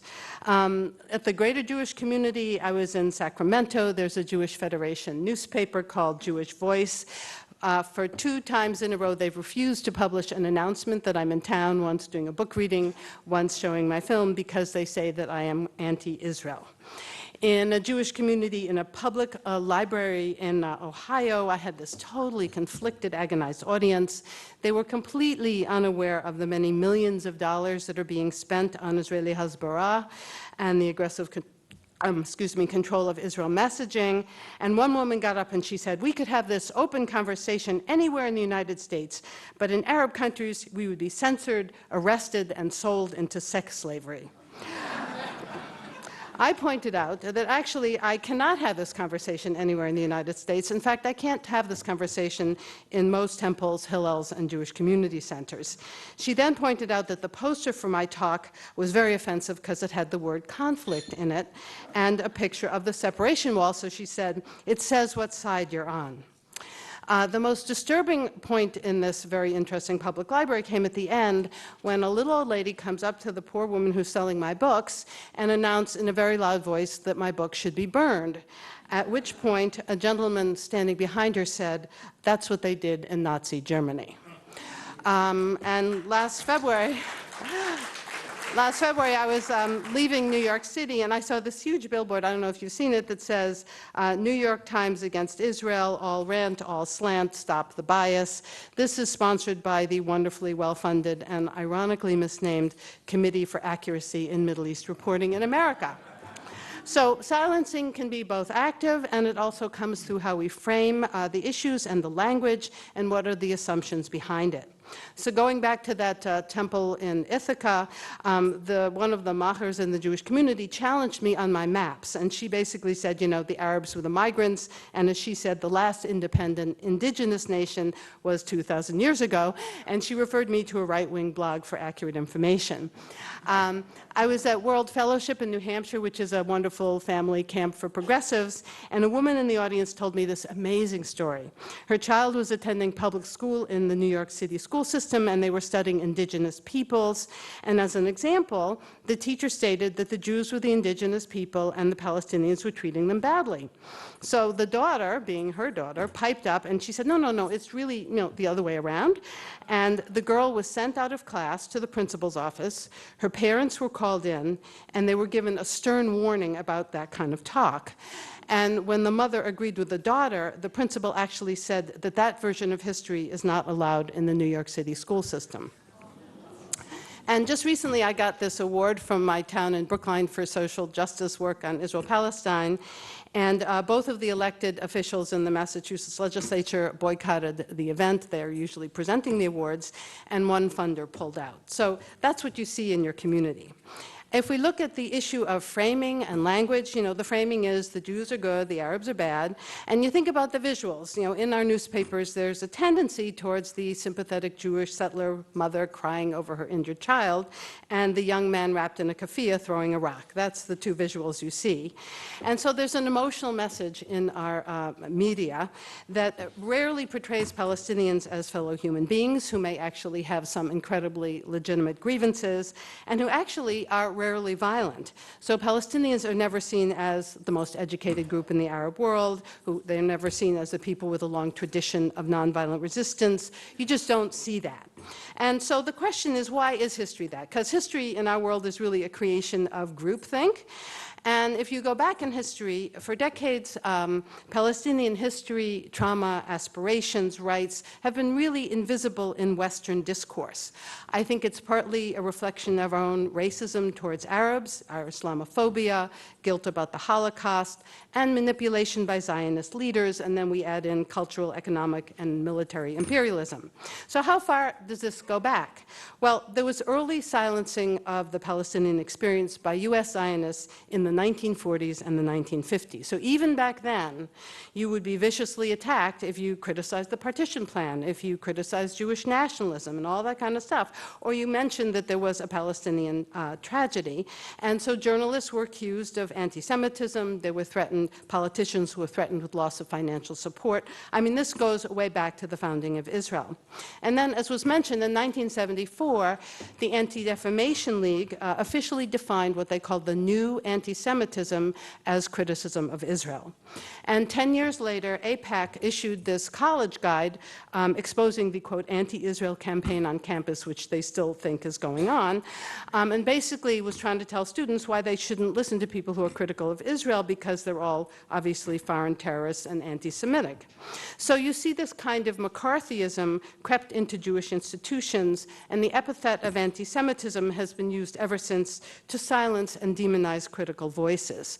The Israelis joined in the fray with the Herzliya Conference in 2010, where they had a whole session on winning the battle of the narrative, and it's all about rebranding. It's a PR problem. And then a year later, the Raut Institute in Tel Aviv, it's a think tank, issued a position paper laying out the strategy of, quote, naming and shaming those on the left who are critical of various things. And the important thing is that they identified a strategy to engage Jewish institutions and individuals, to identify and marginalize groups, to separate medium-sized liberals from more critical liberals, and to create this Israeli brand. And you also see at that point the word, they go against people who are delegitimizing Israel. So that's another word that comes up. So what's happening now is a direct result of those kinds of policy decisions. People talk about shielding Israel from the abuse of human rights law. And then in 2011, Haaretz reported that there was actually an Israeli military intelligence unit that was created to monitor folks like us. So in academia, we have Hillel International, which is the umbrella organization for the Hillel chapters on American campuses. It did start out not as a Zionist organization, but it's basically become an Israel advocacy organization. And despite, espousing pluralism and tolerance, they actually have very strict guidelines about what you're allowed to talk about and what kind of speakers you're allowed to have. And in December of 2014, Hillel International and the Simon Wiesenthal Center developed a new campus surveillance tool, which is a phone app, to fight anti-Semitism, which will be deployed on 550 U.S. campuses with Hillel centers. And it's supposed to report students and professors who are being anti-Semitic, and they call it See It and Report It.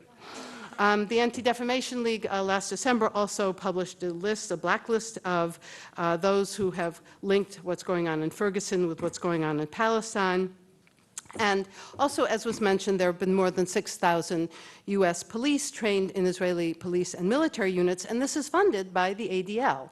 It's also funded by JINZA, which is another group to watch, the Jewish Institute for National Security Affairs. And you may not know that the New York City Police Department now has a branch in Tel Aviv. So we now have our police emulating the Israeli Defense Forces. We have academics being monitored and attacked. We have university donors pressuring administrators. We have groups sympathetic to Palestinians being confronted with lies. And I suggest you Google Hamas on campus. It's a really interesting YouTube. And then people are emotionally blacklisted and called anti-Semitic. Now, in the Jewish community, there's actually a tremendous conflict because Jews have traditionally been more left-wing on every other right but Palestine. And many of us, particularly people under 35, which obviously doesn't include me, feel that we are being asked to suspend our love of justice, democracy, and fighting for the oppressed when it comes to Israel-Palestine. And we see very right-wing forces, Campus Watch, Stand With Us, Camera, AIPAC, David Project, et cetera, aligned with the Christian right, lobbying Congress to support the most right-wing governments in Israel. I call this our own U.S. branch of the Likud. And then we have muzzling of dissent and tolerance in our own community. So these assumptions are reinforced. The Jews are the good people, Arabs are the bad people, Jews are like us, they're white people creating a Western-style state in a savage, untamed region of the world. So after 1967, there was this move towards making uncritical support of Israel the cornerstone of being a good Jew. And so being a Jew and a Zionist are now merged, and Israel is the religion. Christian Zionists marched up and embraced the idea we all got to return so we can have an apocalypse, so they embraced the settler movement. Liberal Christians then bought the mythology. The U.S. government developed our huge military-industrial complex. And with this framing, the history and trauma and aspirations of Palestinians becomes more and more invisible. So this manipulation happens by controlling the message. And how is that done? We have birthright trips, which are basically brainwashing. We have students that have been recruited, and I've heard paid, to use social media to compliment Israel. They call this public diplomacy. There are a ton of free junkets for all kinds of people, ranging from academics to food and wine critics, to go to Israel. We have all the academic collaborations. We have our Israeli ambassadors in all sorts of Jewish settings enforcing what the message is. And so there is this multi-million-dollar industry to brand Israel with pinkwashing, greenwashing, faith washing, there's all those kind of things. The good news is that there is pushback. There is a lot of pushback towards greenwashing and pinkwashing and faith washing, and if you don't know what it is, just ask me. And there's also pushback within the Jewish community. We are not monolithic. More than 50% of Jews in America, particularly those under 35, have no interest in Israel or feel some sympathy for Palestinians. And the interesting thing for me as a confirmed secular Jew is that many groups are questioning all of this framing using Jewish values and doing it in the name of Jewish religion. So I have young students telling me Zionism has hijacked Judaism. And we keep mentioning Jewish Voice for Peace. This is an example of the growth of one of those kinds of groups. We tripled in size during the Gaza war. A group called If Not Now came out during the Gaza war, demanding that Jewish communal organizations recognize the Gaza dead. We have the Open Hillel movement, which is demanding that Hillels do not monitor and have these red lines, and these kids are having these conferences, breaking all the rules, talking about BDS in Hillels. And it actually did happen just in February at Harvard. 3 civil rights leaders from the 60s got up and talked about BDS at Harvard Hillel, and we all were very happy. The other thing that you're seeing is what I call an increase in intersectionality, so that there are unified coalitions forming between students of color, Muslim students from colonized countries, queer and trans students, feminists, all seeing the links between the oppressions of Palestinians and their own oppressions. So in conclusion, because I'm going to get this in 18 minutes, what is happening to Jews and their allies is a loud battle about the meaning and understanding of history. We're separating Judaism, the religion, from Zionism, the national political movement. We are making a call to define a Jew as someone grounded in religion or culture or history, a set of ethics, a sense of peoplehood, and all these definitions are equally compelling. It does not matter if you're in the diaspora, because Israeli Jews think us diaspora Jews are not really first-rate Jews. And so diaspora Jews are really reclaiming our legitimacy and our voice as Jews. There's a delineation of the racist ideology of anti-Semitism from thoughtful moral criticism of the policies of the country of Israel, and the treatment and solidarity of Palestinians has now become the civil rights movement of our day. We see major challenges, such as the boycott, divestment, sanction movement, the campus Open Hillel, Students for Justice in Palestine, etc. We have African American civil rights leaders embracing this issue and drawing parallels with our civil rights struggles. And with all of the increased amount of information that we now have access to, you really can't hide reality anymore.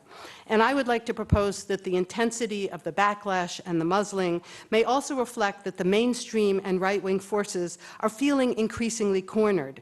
Their positions are less defensible, and perhaps this is the beginning of a major turning point in the long struggle for justice in Israel-Palestine. Thank you.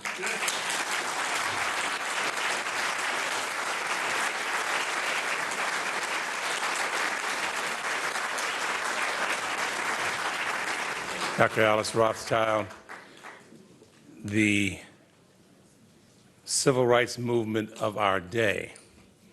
She defines what we are witnessing. A generation ago, Dr. Martin Luther King Jr. said again, the arc of the moral universe is long, but it bends toward justice. The final speaker on this panel is an acclaimed author and media critic. He's a filmmaker whose writings illustrate that the damaging racial and ethnic stereotypes of Arabs, blacks, and others injure innocent people.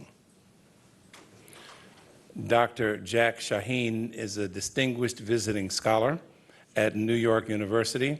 He served as a CBS News consultant, how do you ever get that job, on Middle East affairs, and as a professional film consultant. Please welcome Dr. Jack Shaheen.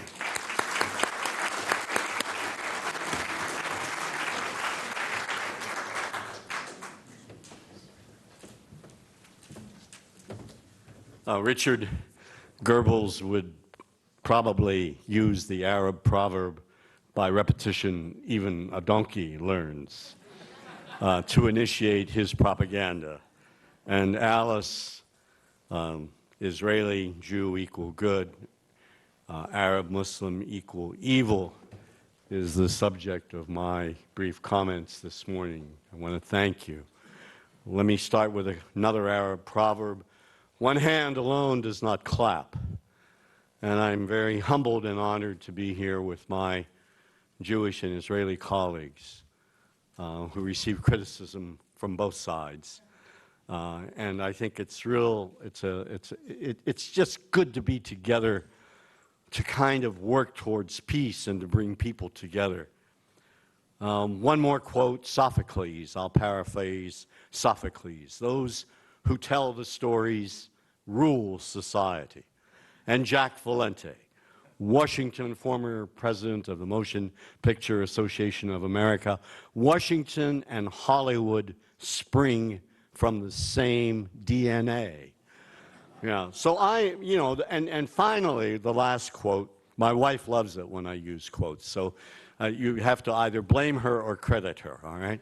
It is, while I was walking in the hall, I saw this terrific photograph of my hero when I was a young man teaching documentary film, Edward R. Murrow. And Murrow's great quote,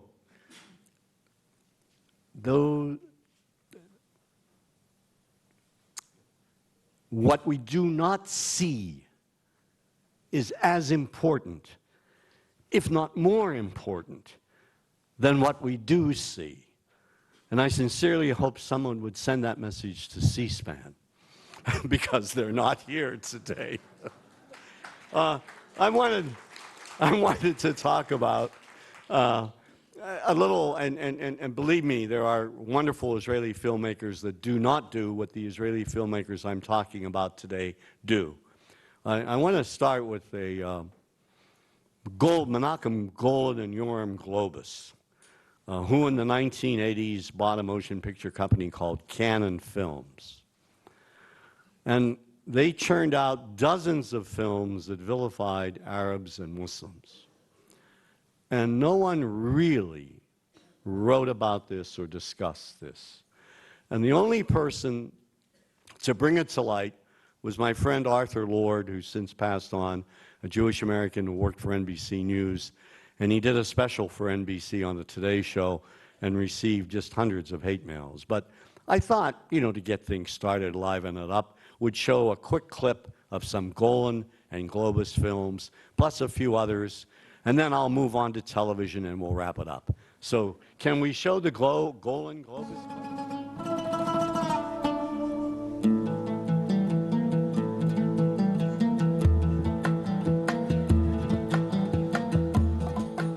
Another way we can look at the connection between politics and entertainment, Washington and Hollywood, is the manner in which historically cinema has projected the Palestinian people.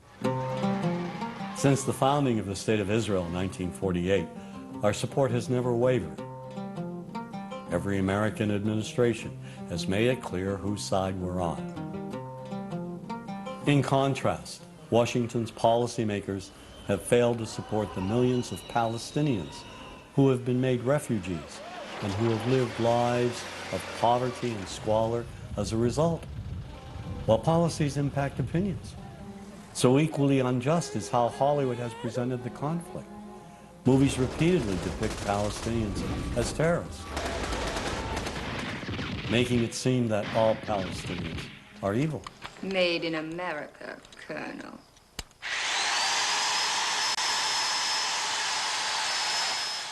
Now that image has been perpetuated by Hollywood films, beginning with the film Exodus. It dealt with a very early conflict. Here, Palestinians are either invisible or they're linked with Nazis, perpetrators of horrific acts.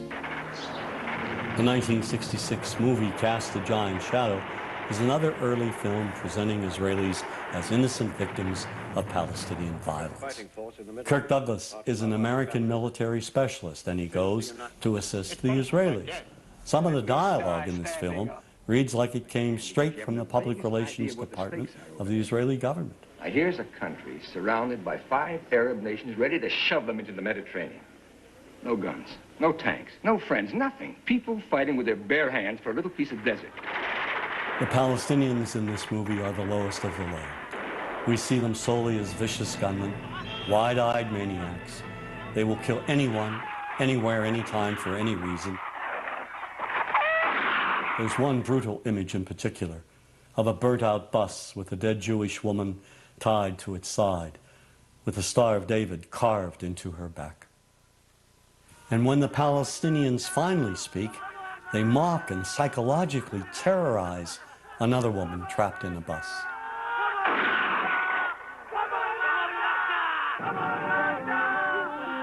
Well, if we jump forward a decade to the film Black Sunday, the Palestinian terrorist is now a woman. Striking where it hurts them most, where they feel most at home. She flies the Goodyear blimp into a Miami stadium and tries to wipe out 80,000 Americans at the Super Bowl. She cold-bloodedly eliminates anyone in her path.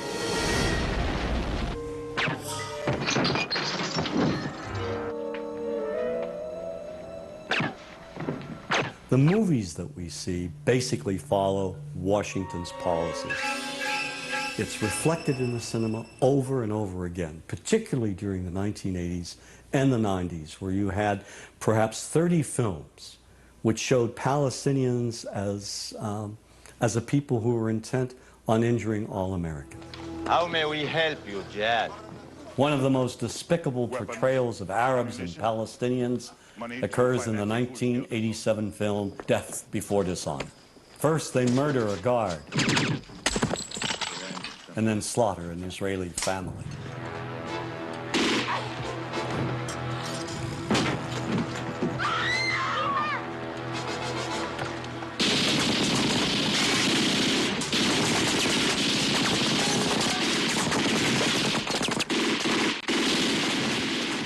They kidnap and torture an American Marine, and in cold blood execute another.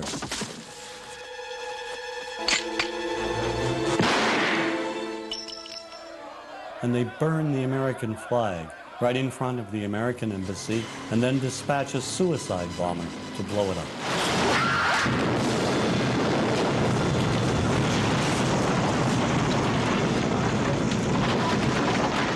One reason we've not been allowed to empathize with any Palestinian on the silver screen is due to 2 Israeli producers, Menachem Golan and Yoram Globus.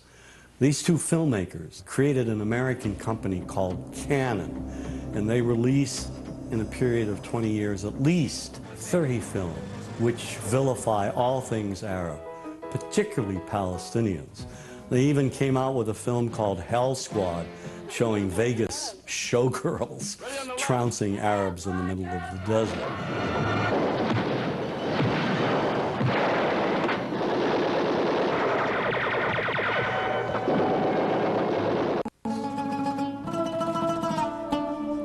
I mean, the Vegas showgirls, I think, is a good way to wrap up the Golan Globus film.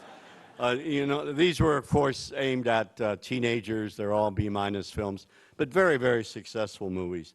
there are a couple of myths that American filmmakers, television producers, as well as some Israelis perpetuated. One was a land without a people, that there are no Palestinians.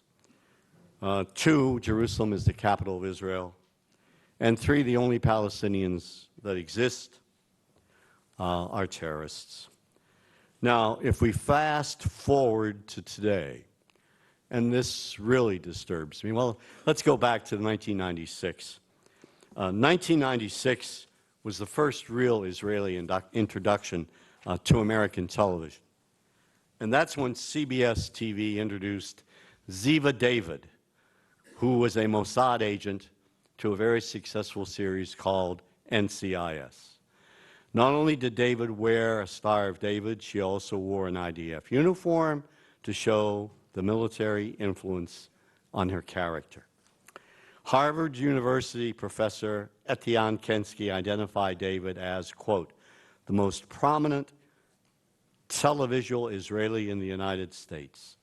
Her depiction was praised for exposing the Western public to Israeli society and culture, its positive portrayal of an Israeli, and its cheerleading role in promoting the ties between the United States and Israel. Now here she is working with American agents, not only killing Arabs and Arab American and Muslim American terrorists here, but throughout the world, even in Israel. There's one episode where she goes to Israel and kills some of the most ugly Palestinians. I can't watch it again. I mean, I watch so many TV shows and films, but this one took the cake. Anyway, that show lasted for 9 years. Now, can you imagine, there was no press on this, if two filmmakers called Hishmi and Hunedi created Cannon Films and vilified Jews and Israelis the way Golan and Globus vilified Arabs and Palestinians, what the press might have been like. And why didn't the producer of NCIS include a Palestinian heroine working with NCIS? You know, call her Layla Rafidi. So Layla and Neva, they could have done the Dubki and the Hora all at the same time. But no, we have to have this biased point of view over and over again. I've been talking about this issue for more than 4 decades now. I gave my first speech at the American University in April of 1975. And what I keep trying to hammer home gently, very gently, is entertainment acts as propaganda. We don't see it as propaganda. We think it's mere fluff. The films of Leni Riefenstahl in Nazi Germany were more effective than Germans' propaganda films. So we cannot look at these films in a vacuum and think, you know, they're pure fluff.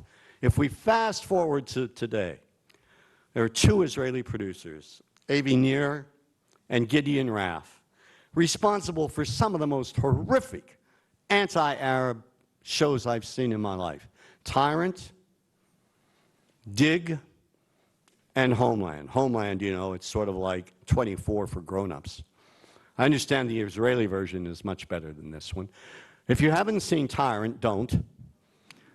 It's been renewed for another season. It's all about this mythical Arab country where Arabs kill Arabs, slaughter Arabs. The one brother, you know, seduces women while the family watches, even rapes his daughter-in-law. Dig is set in Jerusalem.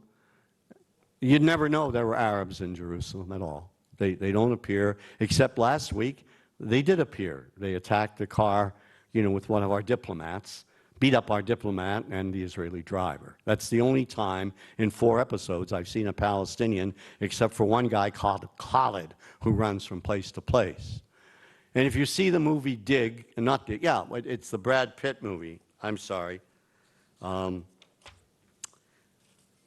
Again, in that film, they say Jerusalem is the capital of Israel. It's World War Z. I don't know if you've seen World War Z or not. But that, again, is a theme that's repeated over and over again. So there has been no press on this Israeli presence and how they portray Arabs on American television, these 2 producers. And they convey a very hard line, a very biased perspective of how Arabs are perceived, how we think of Arabs. Last night, before going to bed, I flicked on the TV channel because I couldn't sleep.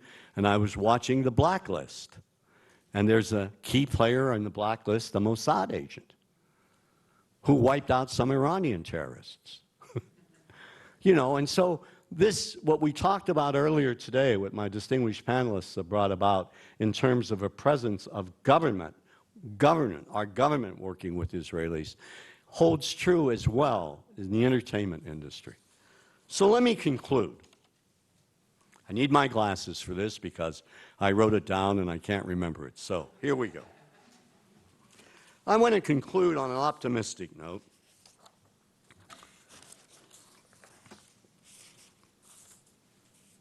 Joseph Lowery, a humble man, champion of civil rights.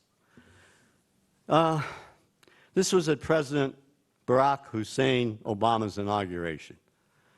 It reminds us that those who have vilified Arabs and Muslims in the past have the ability to eliminate them. They just need to embrace the wisdom of Lowery. Quote, "Lord, help us to make choices on the side of love, not hate, on the side of inclusion, not exclusion, tolerance, not intolerance, and help us work for that day when black will not be asked to get in the back, when brown can stick around, when yellow will be mellow, when the red man can get ahead, man." And I added this phrase, "and when the Israeli and Arab man get it right and see the light and refuse to fight." I began with those who tell the stories rule society. When we begin to tell the stories, American and Israeli filmmakers, when we begin to tell stories, now more than ever before, fresh new stories, stories that shatter stereotypes, stories that humanize the people, stories that conquer fear, stories that create new ways of seeing, new ways of thinking and feeling. When we create those stories, we will crush hate and advance peace and sort of remind ourselves that all humankind is truly one family in the care of God. Thank you very much.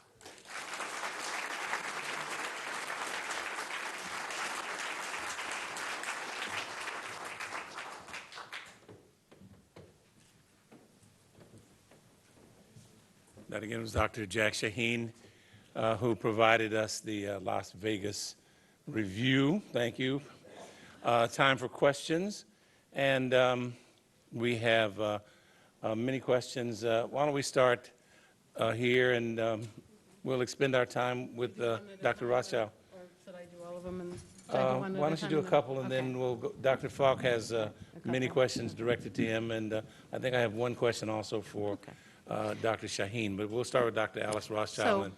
So I'm going to address a couple of questions. I just want to say on the issue of the action. Let me interrupt. I'm sorry. I apologize. I had a note. I left it.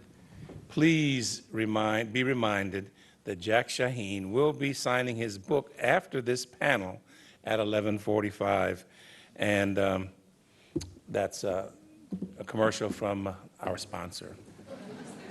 I'm sorry. That's okay. And I'm signing my book at 1:05, no commercial, though. So I just wanted to add to that the action film called Dig, which is filmed in East Jerusalem. There were over 20 Palestinian civil society activist groups that protested the filming of the film in East Jerusalem.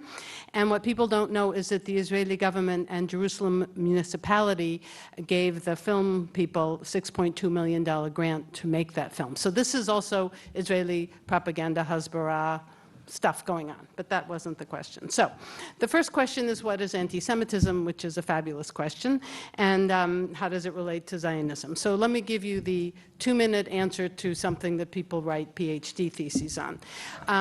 The way I define anti-Semitism is hating Jews because they are Jews, and that's the only, the main reason to hate them or the organization they're in or whatever. So how does Zionism mesh with being Jewish? So if you look historically at Zionism, for a kabillion years, there was sort of a religious Zionism, the Zionism of my Orthodox grandfather. It was a messianic, some who knows when the Messiah will come, and it was that kind of religious, mythical Zionism. It wasn't actually meant that something would actually happen in the near future. And then in the late 1800s with Herzl and the First Zionist Congress, there was an increasing movement amongst Eastern European intellectuals to respond to the horrific amount of Christian anti-Semitism that occurred in Europe. And they, along with all sorts of other groups that were having movements of nationalism, so it's in that context of nationalism, and also in the context of colonialism, developed the idea that the Jews needed an actual place to go to be safe. They were kind of vaguely helped by the British Empire that promised the same piece of land to the Arabs and the Jews.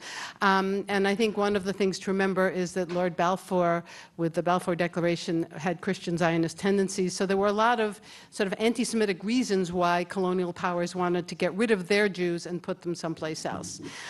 There was actually a tremendous debate within the Jewish intellectual community. I put Martin Buber on one side and Herzl on the other. Should there be an actual place? Should it be in Uganda? Should it be in Palestine? Should it be a binational state? Should it be a Jewish-only state? I mean, this was a major, major debate, and I think it's important to understand that. The people who wanted a Jewish-only state won out, and sort of the rest is history. So at this point, when I use the word Zionism, I'm referring to a political Zionism as it is currently practiced. And the way I define it as currently practiced is a belief that Jews, for either historical, Holocaust, biblical, whatever reasons, deserve or must have a state that is for Jews and that privileges Jewish people over everybody else. And that is what's going on in Israel right now and in the occupied territories. So the reason that I think it is really important to separate Jews from Zionists is that, first of all, many Jews are not Zionists. Zionism is a political movement that I think in retrospect has had really catastrophic implications, both to non-Jews and to Jews. And I would argue that political Zionism, as it is now practiced, is incredibly dangerous to Jews. So that creating, when I look at the state of Israel and I look at the policies of the state of Israel, I can't find anything Jewish about it except singing Hatikvah in Hebrew. I mean, seriously. And when I, am at a checkpoint and there's some 20-year-old pointing a big gun at me and, accusing all the civilian Palestinian women that I'm surrounded by of something, this is not Jewish. This is not Jewish values. It is not Jewish history. It's just not related to any of my understanding of what it means to be a Jew. So I put that under Zionism and under political Zionism and under occupation and under oppressing some other peoples because they're not Jewish. And even in the state of Israel, 20% of the citizens are Palestinians, and they are second-class citizens. They get less of everything. And so for me, founding a state that by definition privileges Jews over everybody else is doomed to chronic catastrophe and ultimately to failure. And I think that's very different than Jews as a religion or an ethnicity or as a culture. So that's why I keep those very, very separate.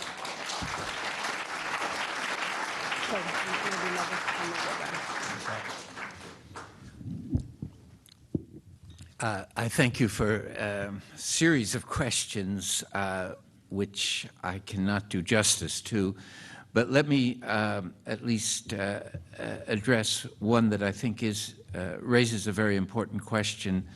And the question asks, Israel has ignored with impunity numerous UN resolutions. Why has there been no effort in the General Assembly to decertify Israel from the UN? In effect, there is no constitutional veto in the General Assembly, and the great majority of governments in the world are highly critical of Israel. But what I think one doesn't understand, and I probably didn't make clear enough in my remarks, is that in addition to the constitutional veto that exists within the UN Charter and the way in which the structure of the UN is set up, there has emerged a geopolitical veto which paralyzes the organization at the level of implementation. See, the UN General Assembly can say what it wants. It can declare things. It can propose fact-finding inquiries into the attacks on Gaza of the sort that the Goldstone report did, but it's incapable of implementing the recommendations that follow from those initiatives, or of enforcing or achieving compliance with its resolutions. And that's because the UN was created with the idea that it is an instrument of statecraft, not an alternative to it. And it's very important, the UN is very important symbolically and in waging this struggle to control the heights of international law and morality, which mobilize people. There wouldn't be a BDS movement or an anti-apartheid campaign if there hadn't been a UN to create a consensus that what Israel is doing and what South Africa was doing were fundamental violations not only of international law, but of the most basic ideas of international morality, and constitute, in effect, crimes against humanity. But that consciousness, see, the UN is important for mobilizing a moral consciousness around the world, but it's incapable, due to its structure and due to the way in which world order is organized on a global basis, to create the behavioral changes that moral consciousness calls for. That depends on civil society. And there is this growing realization, I think, that governments are not going to solve this problem, and that the UN cannot solve this problem, that it will depend on the mobilization of people. And that's why, in my view, the growing global solidarity movement and the organizations like Jewish Voices for Peace and the BDS campaign are so important at this stage of the struggle.